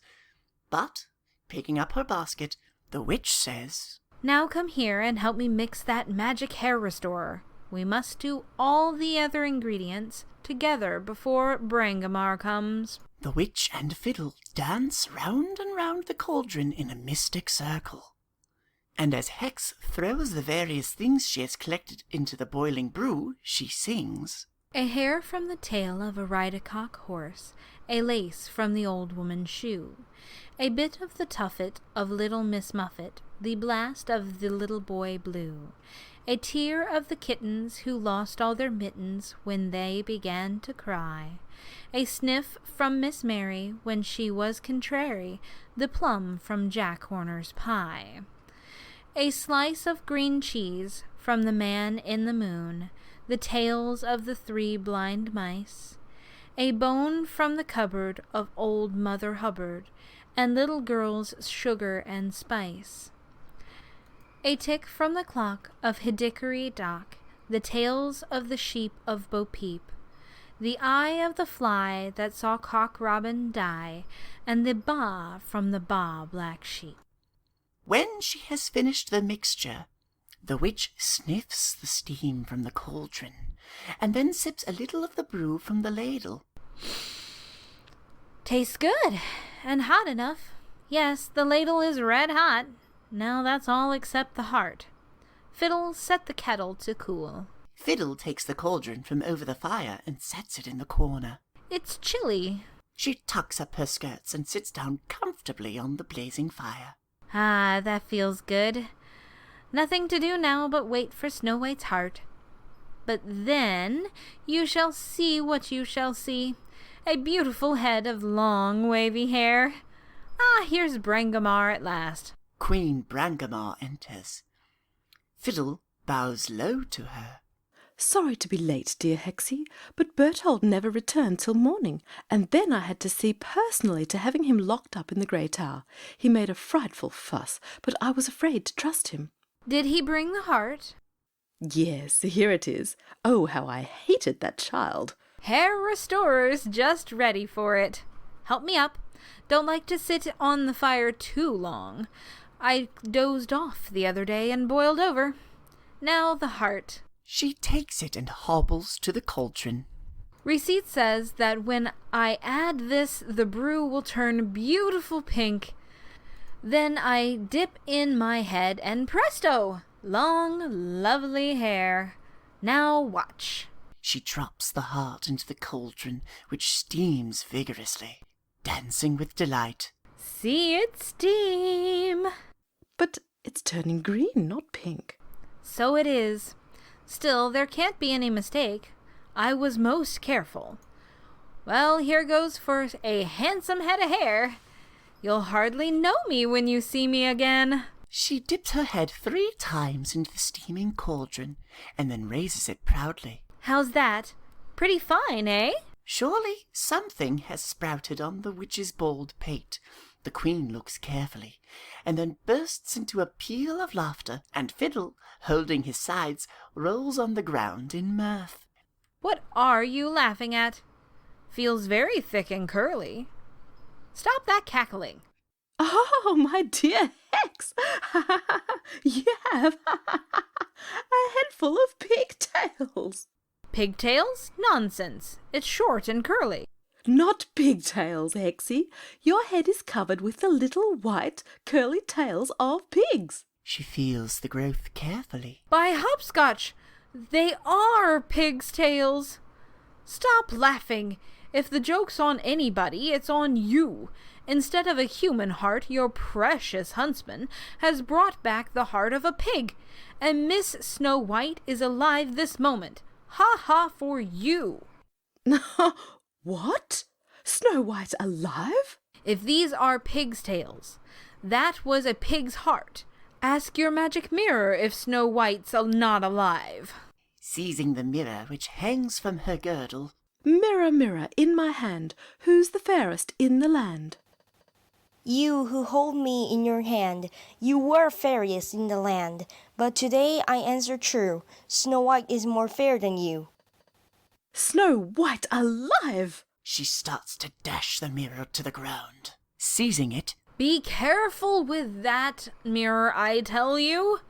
Mirror, mirror, truly tell, where doth Princess Snow White dwell? Mid the ancient forest dells, with the 7 dwarfs she dwells. You see, your deceitful huntsman has let Snow White escape, and brought back a pig's heart to fool us with. Snow White has found the house of the 7 dwarfs, and there you are, my merry lady. The 7 dwarfs? Who are they? Rather nice little men. Sort of gnomes. Live all alone. Never saw them myself. Wrapping her cloak about her. Where do they live? Oh ho! Intend to deal with Snow White yourself this time, do you? Where do they live? The usual way is about 20 miles over the mountains, but there's a shortcut through my backyard. Less than a mile away. Give me a knife or a dagger, quickly. What? Walk into the dwarf's house, knife in hand, and crown on your head like that? I'd sooner dance into a hornet's nest. Really, Brangamar, if I were you, I'd swap brains with the grasshopper. But what shall I do? She's alive. She's more beautiful than I. My heart will burn itself out of my body like a live coal. Tell me some way. Dearie me, have I got to plan it all out for you again? You're a nuisance. How? How? There's only one safe way. Yes? First, I must transform you into a different-looking person altogether. And then? And then give you some means of disposing of Snow White that the dwarves can't trace back to you. Fiddle, fetch me the deadly poison things. Ah, poison. Yes, that's it. Fiddle fetches an odd-looking box full of strange articles from the magic chest. Examining them. Almost none left. A pair of poison slippers, no use. Poison pipe, no. Oh, here! The best thing in the box. The poisoned apple. Beautiful, isn't it? Only the red side is poisoned. The white side is perfectly good. If you want to tempt anybody, eat the white side yourself. But the least bite of the red side, and down they drop like a tombstone. But no, you're not clever enough to be trusted with that. Here we are. The poisoned comb. The very thing. Let me see it. She seizes the jeweled comb. Put that in Snow White's hair. Let it stay there while you count to 100. And that's all over with her. It doesn't work instantly like the apple, but it's much safer with a stupid person like you. How my fingers itch to set this in her black hair. Now, what disguise? Disguise? Oh, yes. Fiddle, bring me the transformation mixtures. Fiddle brings from the chest 3 odd-shaped bottles. One filled with green, one with purple, and one with orange liquid. Are these all? My entire stock of magic's running out. Lucky I'm going to retire from business next year. Attempting to seize a bottle. Let me see. Don't snatch. Wretched manners. I'll read the labels. 5 drops before breakfast. Well, I declare I've written out the doses most carefully, but totally forgotten what they change people into. But that's easily remedied. A drop of each in the cauldron, and you'll see for yourself. Now watch. She reads one. She pours a few drops from the green bottle into the cauldron. Instantly a cloud of steam rises, and in the steam, dimly at first, and then quite clearly, appears the figure of an old and wrinkled hag in threadbare garments. On one arm she carries a large basket filled with ribbons, laces, needles, thread, and such articles. I remember. The old peddler woman disguise. Just the thing. You could pretend to be selling Snow White the comb. But let's see what the others are anyhow. She pours some drops from the purple bottle into the cauldron. The image of the peddler woman vanishes. In its place appears the figure of a small naked baby. Oh, the baby!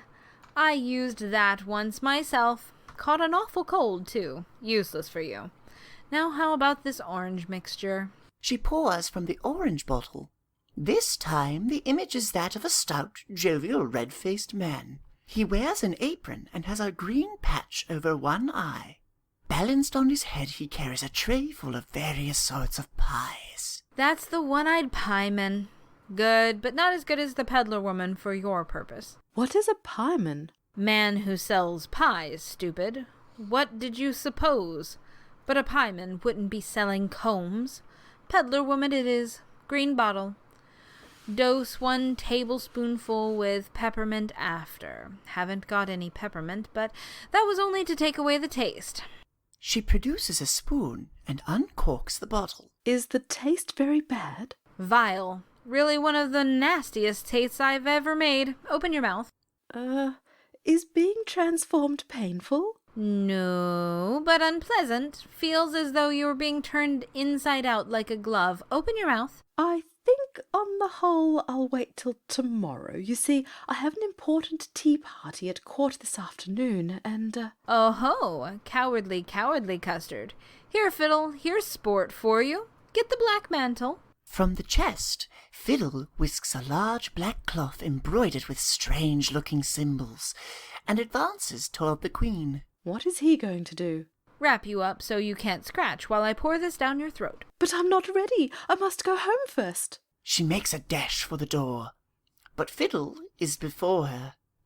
Then begins a lively chase about the cave, the Queen running and dodging, Fiddle following and trying to throw the black mantle over her head. The witch enjoys it all hugely, crying, "Run, Brangamar! Catch her, Fiddle!" and slapping her old knees with delight till she is quite out of breath. At last Fiddle succeeds in cornering Queen Brangamar, and throws the mantle over her head. Well done, Fiddle, well done. Trip her up and sit on her. Fiddle does so. The witch also sits down on the squirming Queen, and humming happily to herself, pours out a tablespoonful of the green mixture. Now where is her mouth? I won't take it, I won't. Oh, there it is. Thank you, Brangamar. She pours the dose through the cloth into the Queen's mouth, and as the Queen writhes, she goes on. I know it tastes bad, but nothing to make such a fuss about. Suddenly, she holds up a warning finger. I feel her changing. Do you? Fiddle nods. Done. Up with her, off with the mantle. Let's see the result. Fiddle draws off the mantle. Lo! The Queen has been transformed into the likeness of the old peddler woman, just as it appeared in the steam, basket of goods and all. Splendid. Wouldn't recognize you myself, Brangamar. Hope you haven't lost the poison comb. No, here it is in your hand. Now, it wasn't half as bad as you thought it would be, was it? It was awful. Why, is this my voice? Of course. Different voice with every disguise. I'm all cramps, too. How do I change back? Dear me, luckily you thought to ask. I might have forgotten. Just say, peas porridge hot, peas porridge cold, peas porridge in the pot, 9 days old. But say it backwards, like this. Old days 9, pot in the porridge peas, cold porridge peas, hot porridge peas. That turns you right side out again. I must remember. Let me see. Old days 9. But the witch claps her hand over Brangamar's mouth. Gracious woman, don't say it yet. We'd have to do this all over again. Really, you are the most senseless... Oh, be off with you. I've had quite enough of you for one day. Now for Snow White. Oh, Hex, once I set this in her hair and see her lying dead before my own eyes. Don't forget to count to 100. It will be the happiest moment of my life. Nasty disposition. Going to the door. You shan't escape me this time, my little beauty. You have no soft-hearted Berthold to deal with now, but Brangamar her very self. And off she strides toward the house of the 7 Dwarfs. Left alone with Fiddle, the witch goes to the blazing fire and again sits down upon it thoughtfully. Poor little Snow White. I'm afraid her goose is cooked this time. I'm really sorry for her. I don't bear her any ill will in spite of my pig's tails. Fiddle, bring my mirror. Fiddle brings the mirror, and Witch Hex studies her new appearance carefully. Oh, not so bad after all. They're quite becoming. Sure to keep their curl in the dampest weather, and certainly the very latest thing. The curtain falls. Scene 5. In the house of the 7 Dwarfs. The room is the same as before, but quite transformed by Snow White's housekeeping. It shines with cleanness. There are white coverlets on all the beds, curtains at the window, and flowers on the window-sill. Snow White's silver dress has been carefully put away, and she wears a little frock made of squirrel skins and trimmed with bright leaves. It is early in the morning, and the dwarfs are just starting off for the day's work. Each carries a neat little basket of luncheon, which Snow White has put up, and each wears a bright bow tie which she has made for him. They are so proud of these ties that they have parted their beards over their shoulders to show them. Snow White has just finished tying Quee's bow. She pats it into shape, kisses him, and says, "There! Off you go." Couldn't you please give us all another kiss? "No, indeed." "Just one?" "Not one." "A little one?" "No, that's the rule. One a day, morning and night, but not both." You see, none of us ever, should I say ate or tasted a kiss till you came, so perhaps we are a little eager about them." "I should say you were. Why, you perfect children about kisses and games." "That comes of our being dwarfs. You see, no dwarf is ever born till he's 50. So, as we've never been young, we enjoy games all the more now." "Oh, I understand, you little old ass, but I still mustn't spoil you. And that reminds me, you're not to come home any more in the middle of the morning to play games.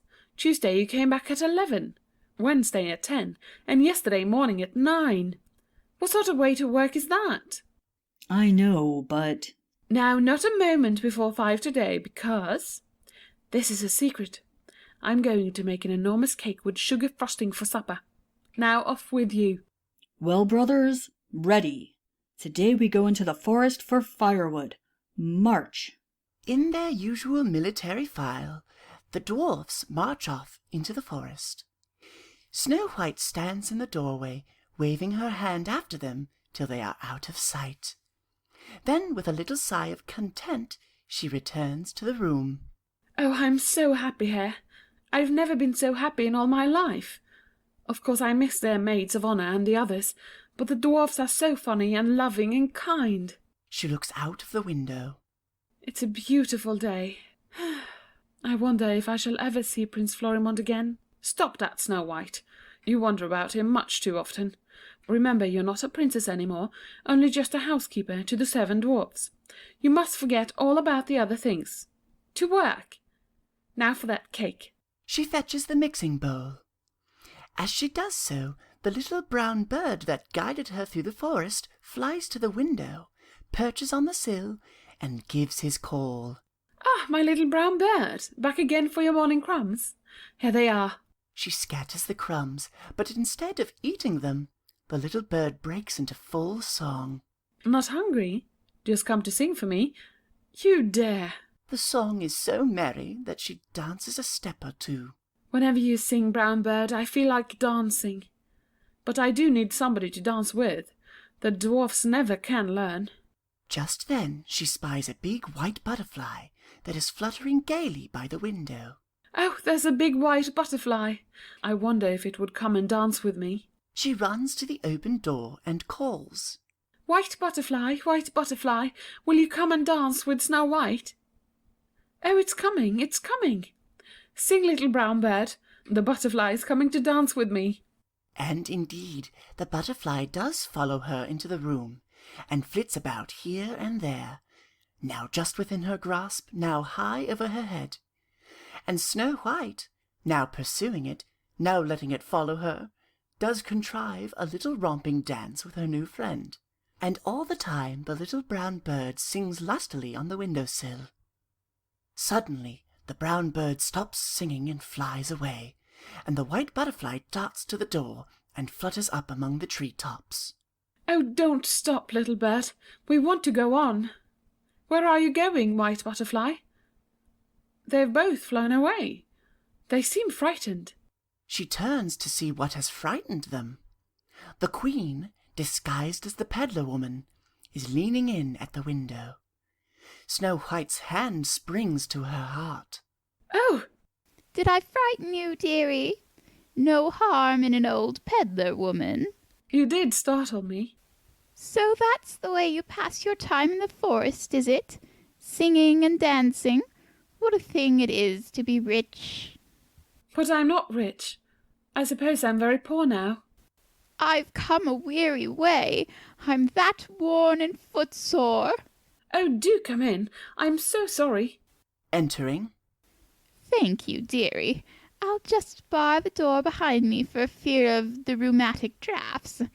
I've been wandering days and days in this forest, and never met a soul to buy the least trinket of me. I'm afraid I don't think a deserted forest is a very good place to sell things. But you will buy some little thing, my pet, some pretty little thing. I'm awfully sorry, but... Don't any of my pretty things tempt you? And cheap? Really costs more to sell 'em than they're worth. Look, sweetheart. Here's ribbons and laces and gentlemen's braces, a feather as white as foam, a chain and a locket, a purse for your pocket, and oh, what a beautiful comb! Just see what a beautiful comb!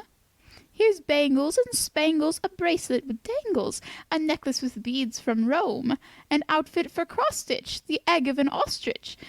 But oh, what a beautiful comb! That comb, a really magnificent comb.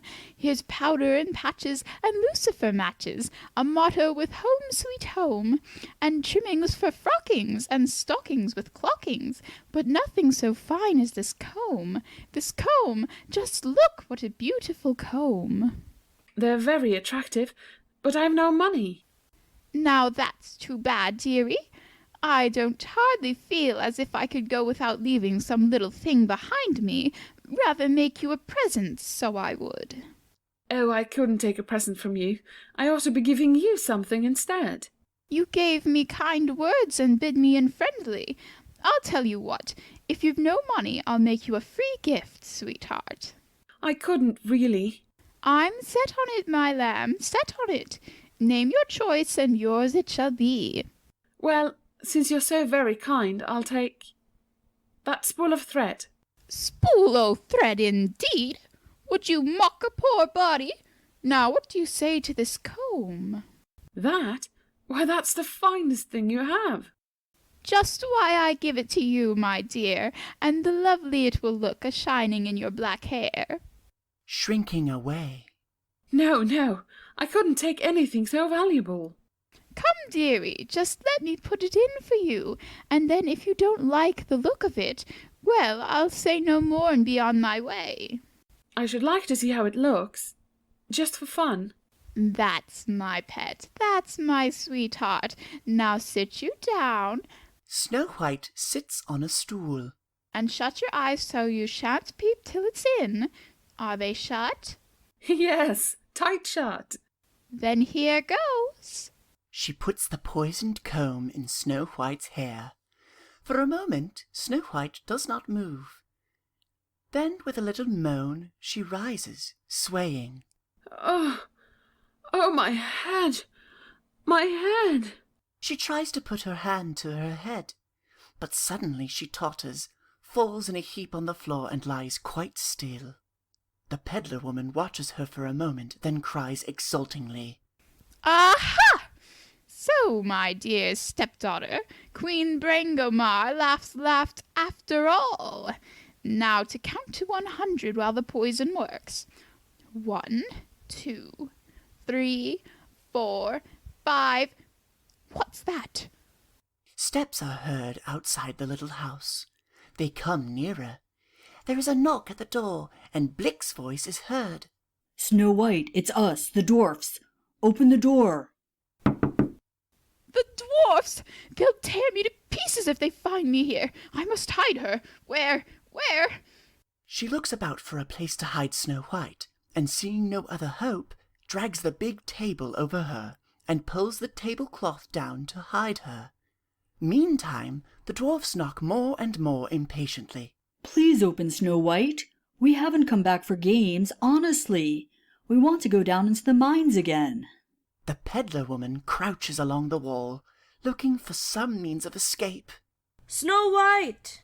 Snow White! Snow White!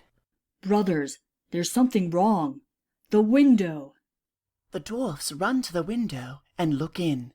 They spy the crouching peddler woman. Realizing that she is caught and ducking and curtsying. Oh, it's you, my little gentleman. Open the door. Yes, indeed, your honours. At once, your honours. 21, 22, 23, 24. quickly, I tell you. Yes, your honours. She throws the door open. The dwarfs rush in fiercely, their little knives drawn, and surround the peddler woman. What are you doing here? Where is Snow White? Safe and sound, my little gentleman.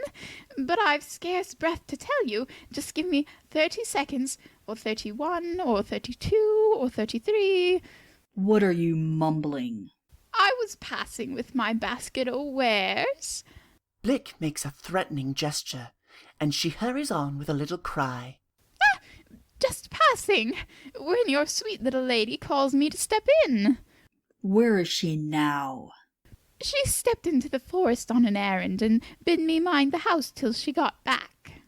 Errand? What errand? How long has she been gone? A matter of seconds, your honour.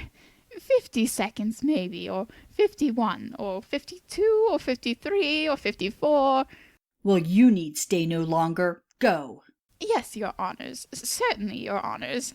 She goes curtsying to the door, but turns to say, Could you tell a poor peddling body how far it might be to the next town? Is it 55 miles now, or 56, or 57, or... Be off, or we'll lay hands on you. With a little scream, the peddler woman makes off, but as she passes the window, she is heard still counting. 58, 59, 60, 61... till her voice dies away in the distance. Brothers, something's wrong. What errand could Snow White have in the forest? And why didn't we meet her? She'd never leave the house in her charge. Unless she was frightened. And ran away. That's it. She may be hiding in the forest now. Quick, brothers, go east, west, north, and I'll go south. All the dwarfs rush out except Blick, who hesitates. Yet it's not like Snow White to be frightened. I wonder... Suddenly he spies something on the floor near the table. It is one of Snow White's slippers that came off when she fell, and which the peddler woman had overlooked. What's that? Her slipper? Brothers! Brothers! She is here! Here is her slipper! Search the house! The dwarfs rush back into the room and begin to seek under the beds and behind the pump, but Flick pulls up the tablecloth and cries, Look, here she is! They move the table away and kneel about her in consternation. She has fainted. Water! Is she hurt? Unlace her bodice. It's loose. She's breathing faintly. What's that in her hair? A comb. She never wore it before. Out with it. He draws the comb from Snow White's hair, but suddenly hurls it away, crying, Ooh, it burned my fingers. Poisoned? Look! Snow White's eyelids flutter and she sighs.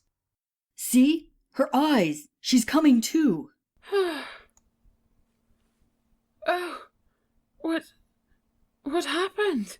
Snow White! I was talking with the old peddler woman. Ah, the old woman.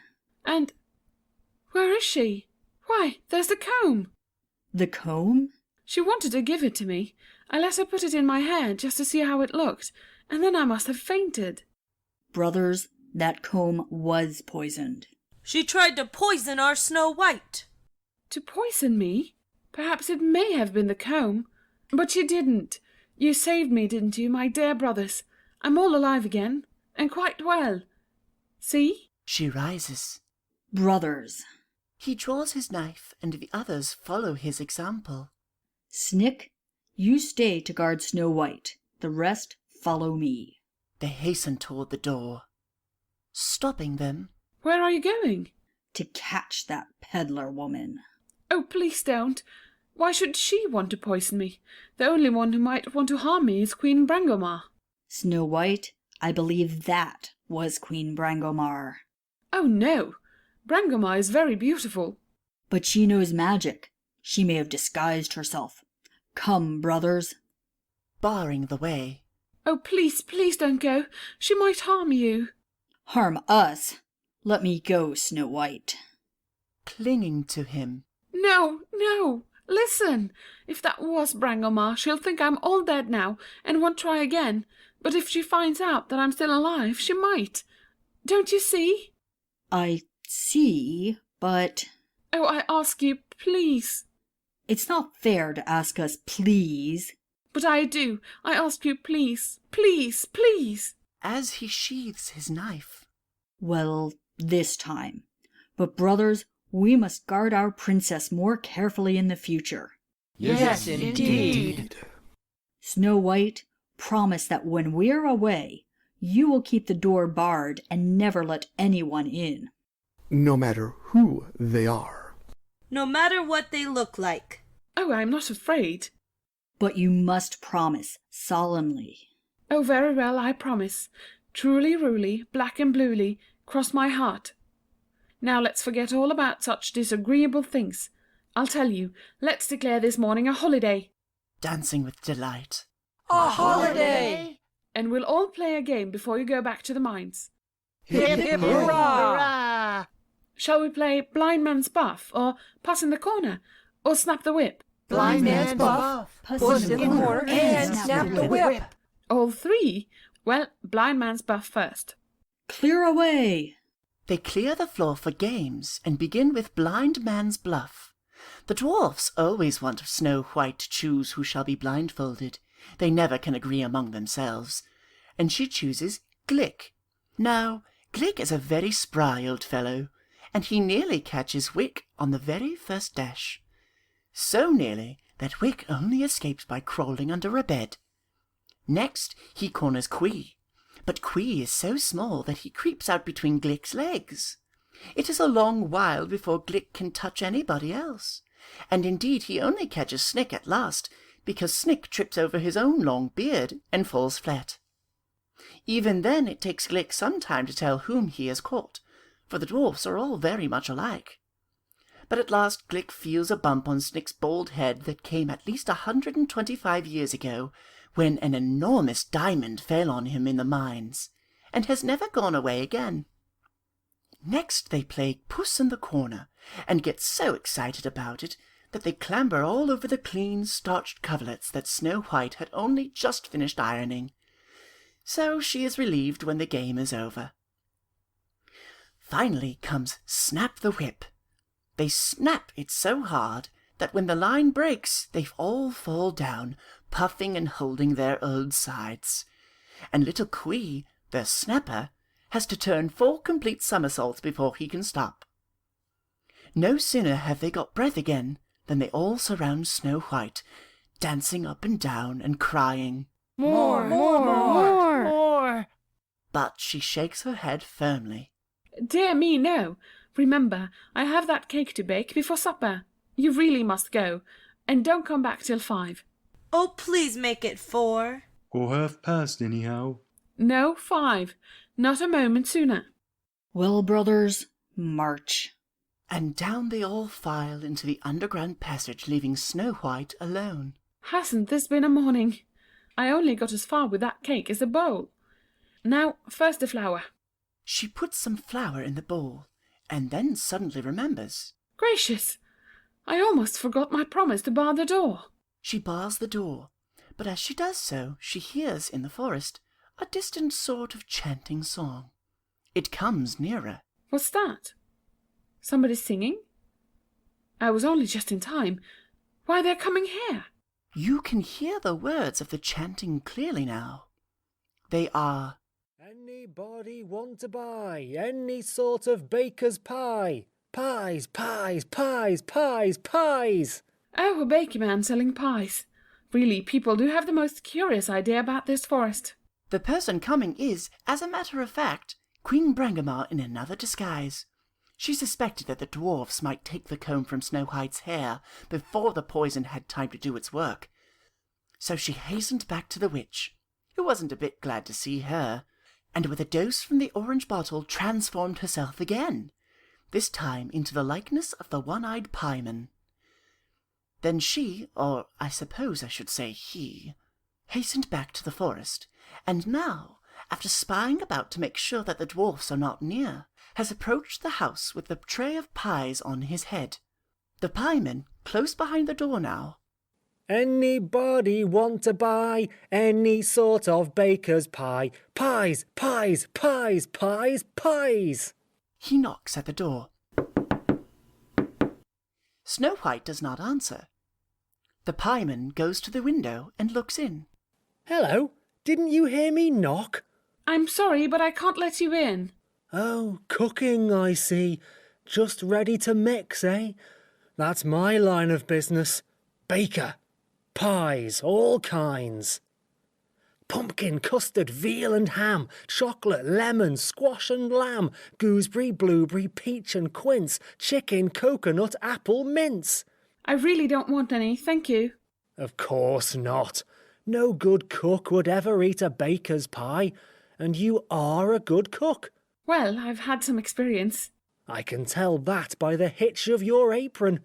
Now, my specialty is apple pies, and...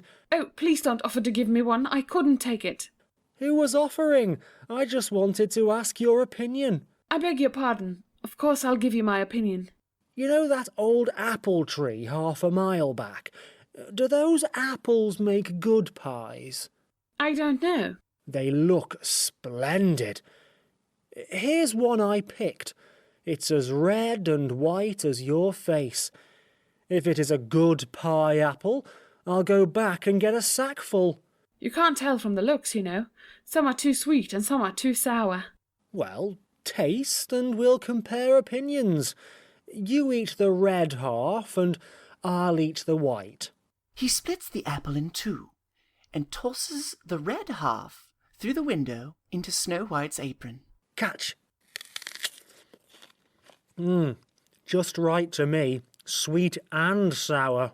Snow White starts to taste her half, but then, with a faint suspicion, she sets it down and says, Thank you, but I don't eat between meals. What, temper touchy? Well, I don't blame you. Often feel like that myself on baking days. But this tastes to me like a prime pie apple.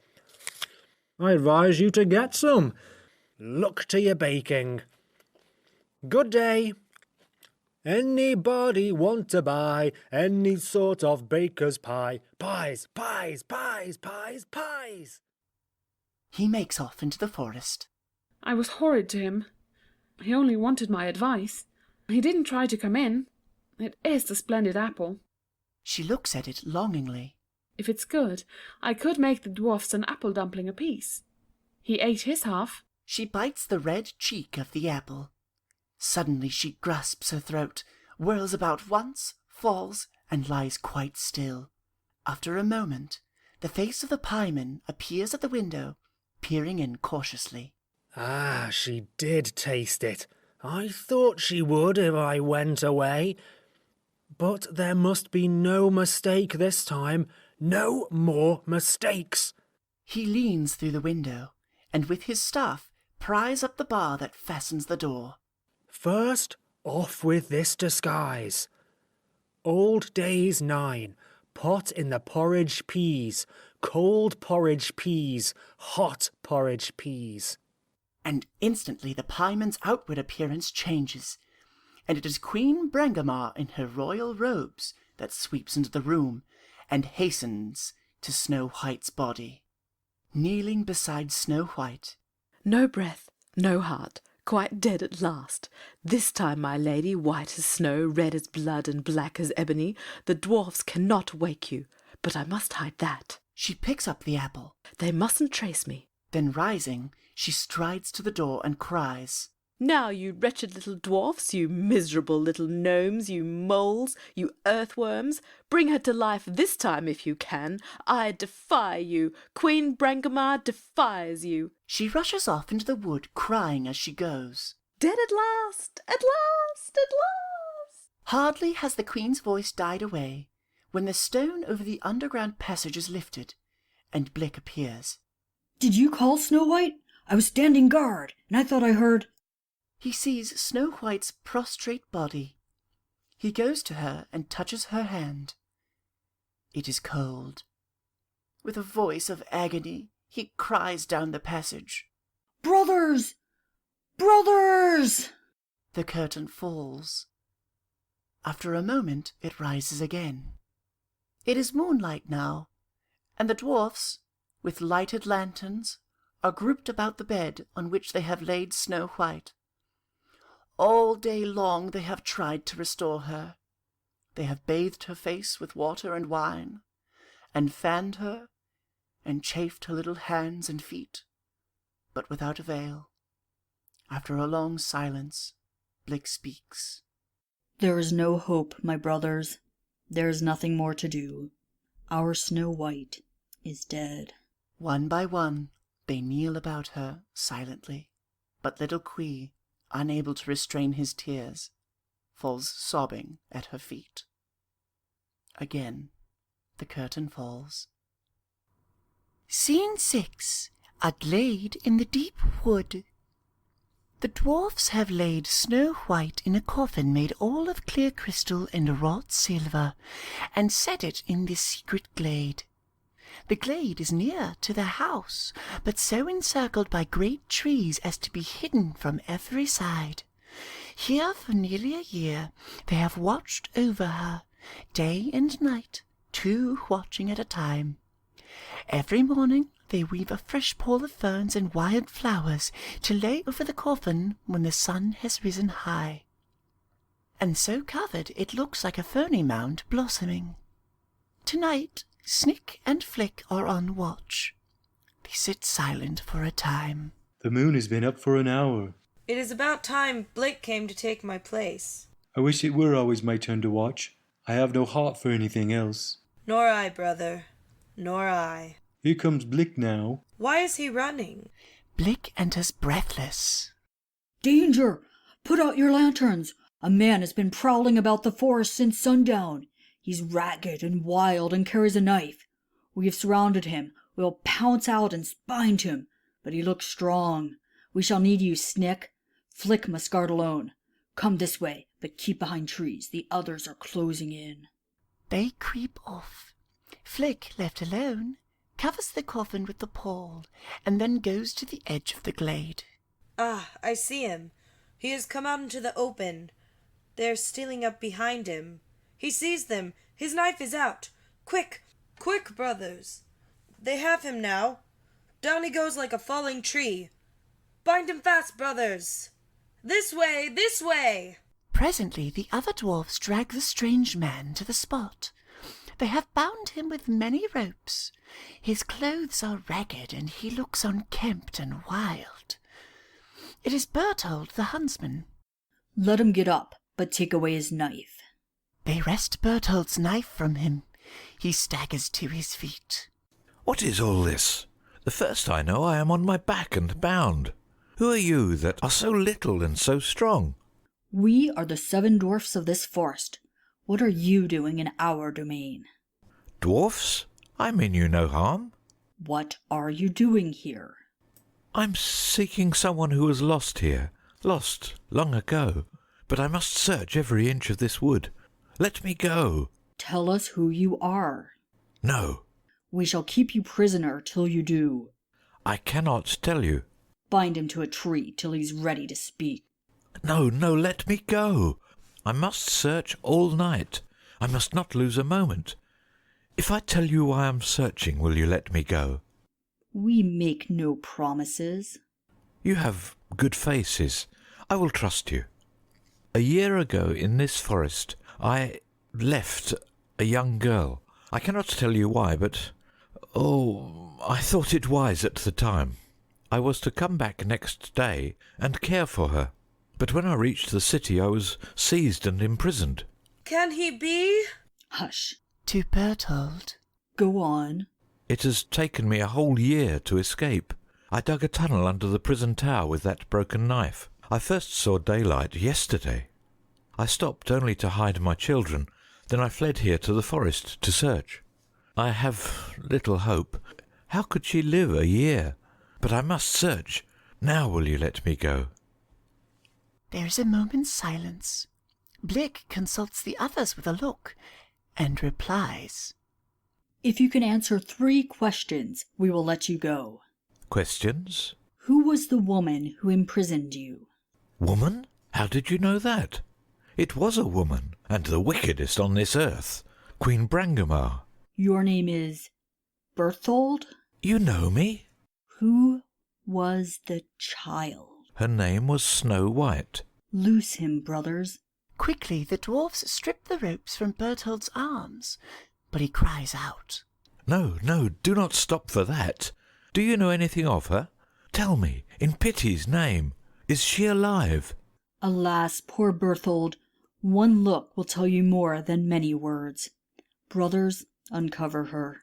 Reverently, 2 of the dwarfs strip back the pall from the coffin and reveal Snow White.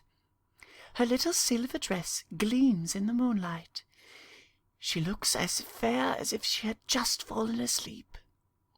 With a cry, Berthold sinks on his knees beside her. Snow White! Oh, my princess! Dead! I knew it must be so, but I hoped against hope. She wandered to us in the forest. She lived with us. We cared for her. Once before she was in peril and we saved her. But this time we came too late. When did it happen? Yesterday? No, many months ago. But her red lips have never paled, nor her white skin looked less fair than snow. We could not bear to hide her away in the black earth, so we made this coffin of crystal and silver, and wrote her name upon it, the Princess Snow White, and here we watch over her night and day. We loved her so. You could not love her more than I. His head sinks on his arms, and he sobs. With a quick gesture, Blick gathers the dwarfs about him and whispers to them. Brothers, he loved her, and he is a man. Let us ask what he would do. Yes. Blick gently replaces the pall. No, no, do not cover her. Let me look at her always. Berthold, is it enough to watch? Month after month we have watched, but we are dwarfs. We thought a man would not be satisfied to weep. You do well to rouse me. She shall be avenged. The dwarfs look at one another, their eyes burning with excitement. But Blick goes on quietly. Ah, that is what we have longed to do. How we have longed. But you have done nothing? What could we do? He bows his head. We are dwarfs. We know nothing of the world of men and cities. We hoped that her enemy might someday creep back here. But we are not even sure who... Sure? It was Brangomar, the only enemy our little princess ever had. And Brangomar is... a queen. Upon a throne. With a great court about her. In a great city. Full of tall people. Bursting out with passionate eagerness. But do not think we are afraid, no. We will follow if you will but lead us. Say you will lead us, Berthold. I will lead you. You are my brothers now. You know the way? Like my name. Is it very far? If we journey all night, we shall see the city walls by noon. How many people make a city? Shall we fight all the court? Will they laugh at us? Laugh? Not for long. The people love her even as we do. You shall bear her on your shoulders. When they see her, they will rise to avenge her. And to the Queen, death. Death. We will enter the city, crying, "In the name of our Princess Snow White." In the name of our Princess Snow White. Lift her up and come.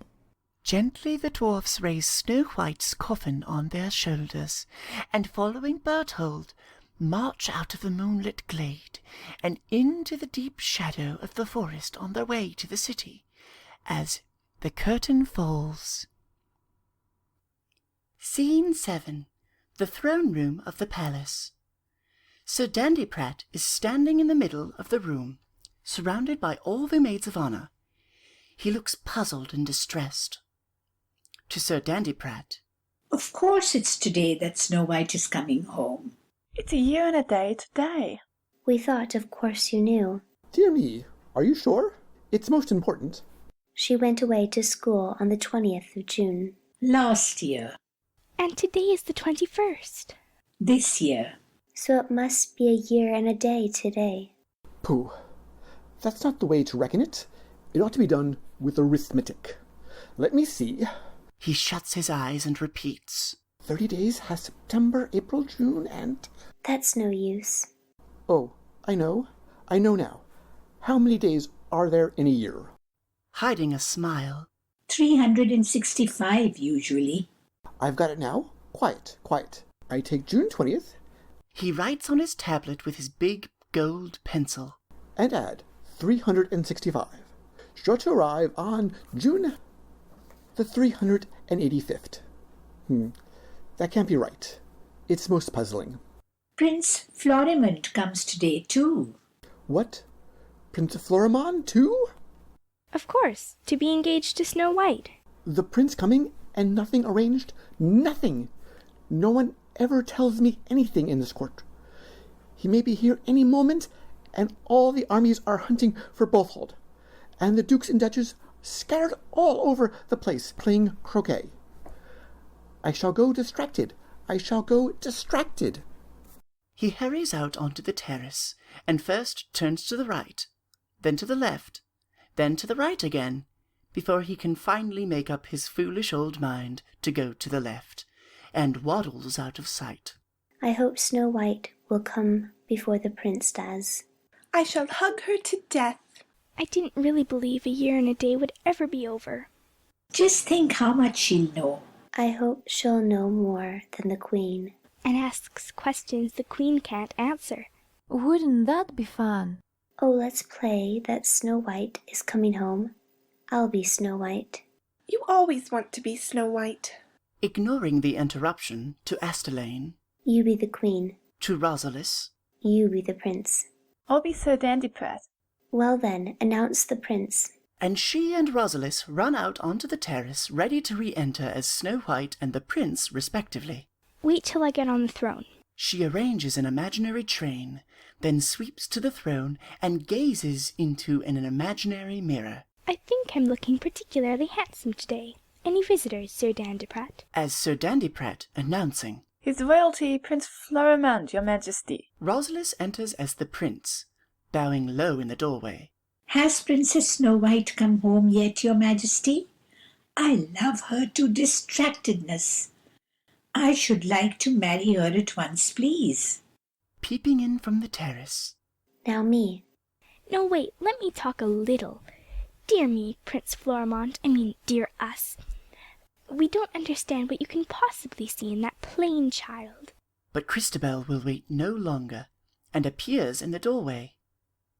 Pushing her back. Wait till I announce you. Resuming Sir Dandyprat's voice. Here's the princess now. Most important. The Princess Snow White. Christabel re-enters, makes a curtsy as much like Snow White's as she can. Then going to Prince Rosalis, she says, You ought to speak first. As the prince, kneeling, Snow White, I love you very much. May I kiss your hand? I should be very much obliged. Now I should like to ask the Queen something. Can your Majesty spell hippopotamus? You mustn't be able to. I wasn't going to. Then, as the Queen again, and in a loud whisper, However do you spell it, Sir Dandyprat? I can't think, Your Majesty. You never do. Strutting about with puffed out cheeks. Really, I shall go distracted. I shall go But she has to clap her hand quickly over her mouth, for the real Sir Dandyprat's voice is heard on the terrace, exclaiming, I shall go distracted. And in he bustles, followed by all the dukes and duchesses, whom he hastily arranges in their proper places about the room. The prince is here, the prince is here. We're keeping his highness waiting. Quickly, quickly, my dear dukes and duchesses. Quickly, quickly. A trumpet sounds, and Prince Florimond enters, followed by his pages. The courtiers bow low. I'm sorry to have kept your highness waiting. I'll inform the queen at once that you've arrived. She's been expecting you all the morning. Just a moment, your highness. As he makes for the door, he whispers to Christabel. Where is the queen? Try in front of all the looking glasses. Most disrespectful. You'll drive me distracted. Distracted! He paddles off to find the queen. To Rosalis. Lady Rosalis, has the princess returned? Not yet, Your Highness, but we expect her every moment. Is she well? I don't know, Your Highness.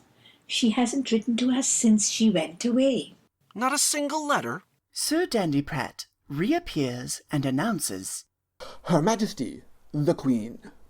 Queen Brangamar enters, and with a haughty nod to Prince Florimond, sweeps to the throne. I totally forgot you were coming today, Florimond. Stupid of me. Poor boy, I've sad news for you. I ought to have written, but I hated to distress you. It's about Snow White. Snow White? I deeply regret to say she is dead. Dead? It happened at boarding school, a few days after she arrived. Snow White. Dead. I sent at least 18 doctors, but it was useless. The prince sinks sobbing on the steps of the throne. Pray don't distress yourself. Everything possible has been done. I built a splendid monument over her grave, a tall gilded shaft surrounded by 4 groups of... Suddenly she sees the stern figure of Berthold. He has been standing silent and unnoticed in the doorway. She cries out. Berthold! Advancing. Yes, Berthold. Berthold, come to punish you. Seize him! Arrest him! Dandiprat, the soldiers! I'm awfully sorry, Your Majesty, but the soldiers are all out hunting for him. I fear neither your soldiers nor your witchcraft now. No army, no court, no kingdom will be yours when I have told my tale. Don't listen to him! He's mad! I imprisoned him because he was mad! No, for fear that I would reveal your wickedness. But I escaped. I tunnelled under the tower and fled back to the forest to search for Snow White. Last night, in a secret dell, I found... Rising with a cry. You found her? Yes, but she lay in a coffin, all made of shining crystal, as fair as if she were asleep, and guarding her day and night were 7 dwarfs. But she is dead. Yes, and you did the deed. Nonsense. The man is quite mad. Snow White died at boarding school. I made the arrangements myself. With that falsehood on your lips, look. The 7 dwarfs appear on the terrace bearing Snow White's coffin, covered with its pall of flowers.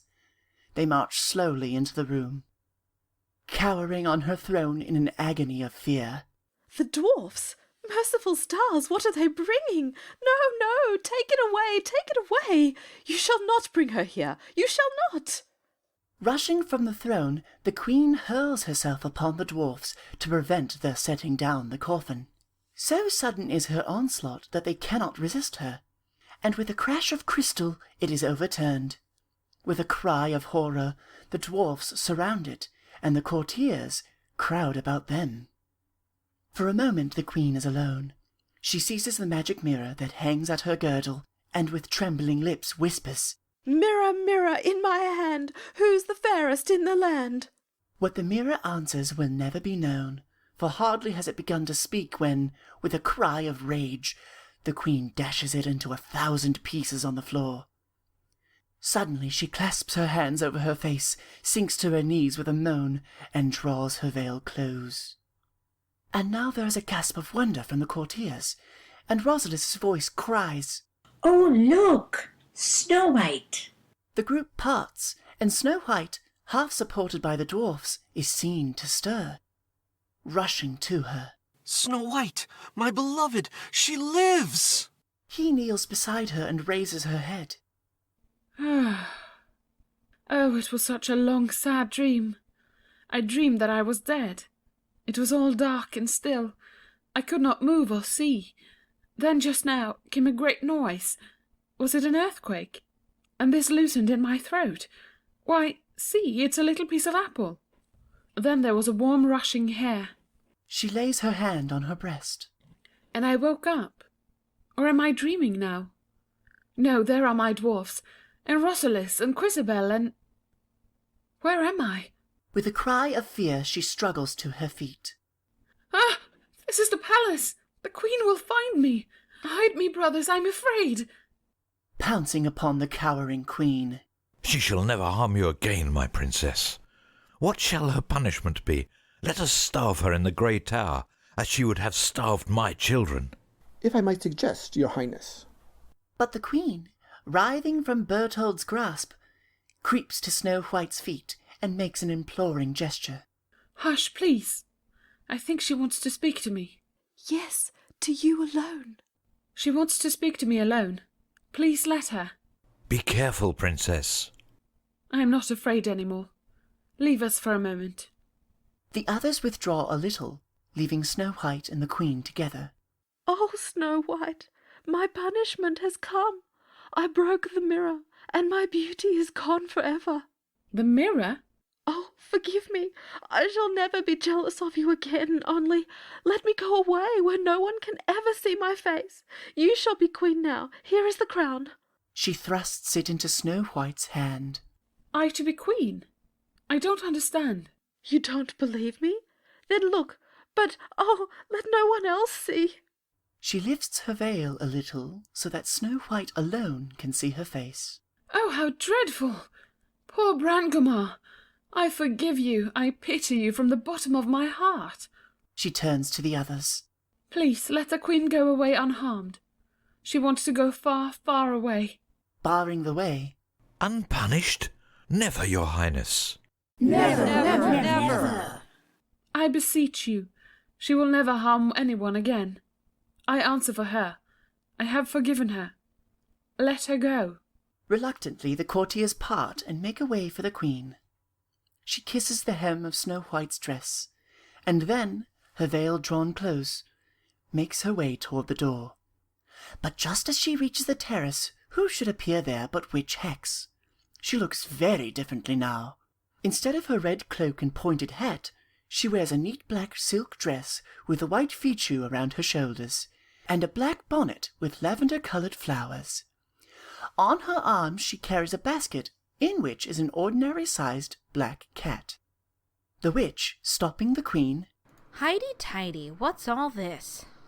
The Queen, clinging to her. Oh, Witch Hex! Witch Hex! Witch! Don't be frightened, I'm not Witch Hex anymore. I gave up magic for good, and all day before yesterday burned all my charms, shrunk Fiddle down to his natural size. She shows the cat. And retired. Perfectly respectable old lady now. But whatever have you been doing, Brangomar? Oh, Hex, I broke the magic mirror. And turned ugly. I told you you would someday. Well, serves you right. Let's see. She tries to lift the Queen's veil, preventing her. Oh, no, no, no. Oh, yes, yes, yes. You were fond enough of showing your face before. Turnabout is fair play. She snatches off the veil. The Queen has surely turned ugly, but it is a funny kind of ugliness. None of her features have changed except her nose, but that has grown enormous, almost a foot long and very red. Ha ha ha! Oh, my stars and garters, what a nose! What a nose! Please don't laugh at her. Oh, Hex, can't you help me? Afraid not. The only way to be beautiful without magic is to be good. Who are all these fine folks? Strutting forward importantly. Allow me to present. Shoo shoo, old turkey cock. Meantime, the Queen creeps quietly away on the terrace, and is never seen or heard of again. Going to Snow White. You must be Snow White. How did you come alive? I made a poison apple for you. Glad it didn't work, but why didn't it? I think the big greedy bite I took must have stuck in my throat. And just now something happened, and it got juggled out. Glad of it. Always was sorry for you. Who's this nice boy? Oh, Prince Florimond, of course. I can guess why you're here. Well, is the betrothal all arranged? Snow White hangs her head, and the prince blushes furiously. Embarrassed, eh? Well, I don't know of any better use for bold old people than to help shy young people. Where's the ring, young man? Oh, come, I'll wager you've been carrying it about for a year. Shyly, Prince Florimond produces the ring. Your hand, Snow White? Please, do you think I ought to, yet? You see, I didn't get to school to be prepared, and... You're just a dear, sweet little girl, and that's good enough for any man, prince or pauper.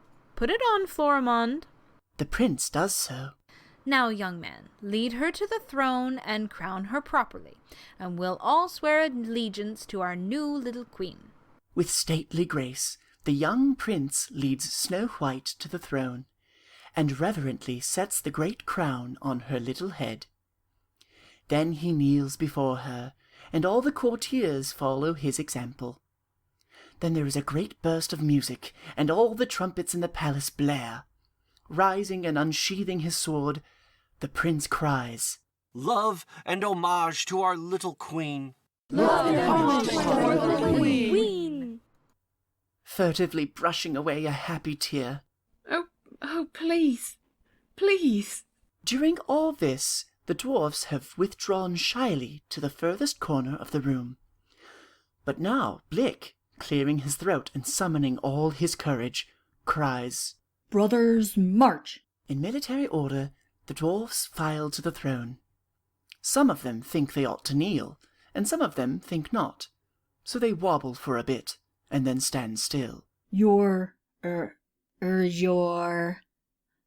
Oh, Snow White, please tell us what to call you. You see, we've never met a queen before.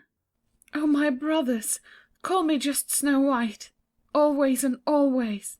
Snow White, may we go now? Go? Where? To fetch you our wedding present, all our gold and jewels. We'll make you the richest queen in the whole world. And then back to our lonely house. And those suppers. And those beds. No. You must stay with me always, always, my brothers. Hanging his head. But we are dwarfs. There are no nobler men in my kingdom. You shall be my bodyguard, and Bethold shall be your captain. What do you say, brothers?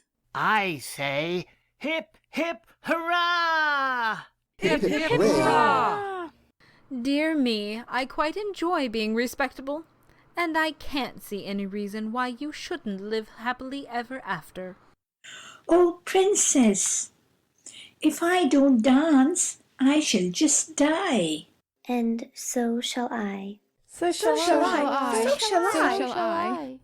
To the prince. May queens dance too when they are very, very happy. Do you remember the first words I ever said to you? Lady, may I dance with you in the measure to ensue? And I answered, Sir, could any maid withstand such a flattering command? She gives him her hand, and they all whirl off into the gayest and happiest dance you can imagine. Even the dwarfs, who, you remember, never could learn. Hopping solemnly for joy, as the curtain falls. P.S.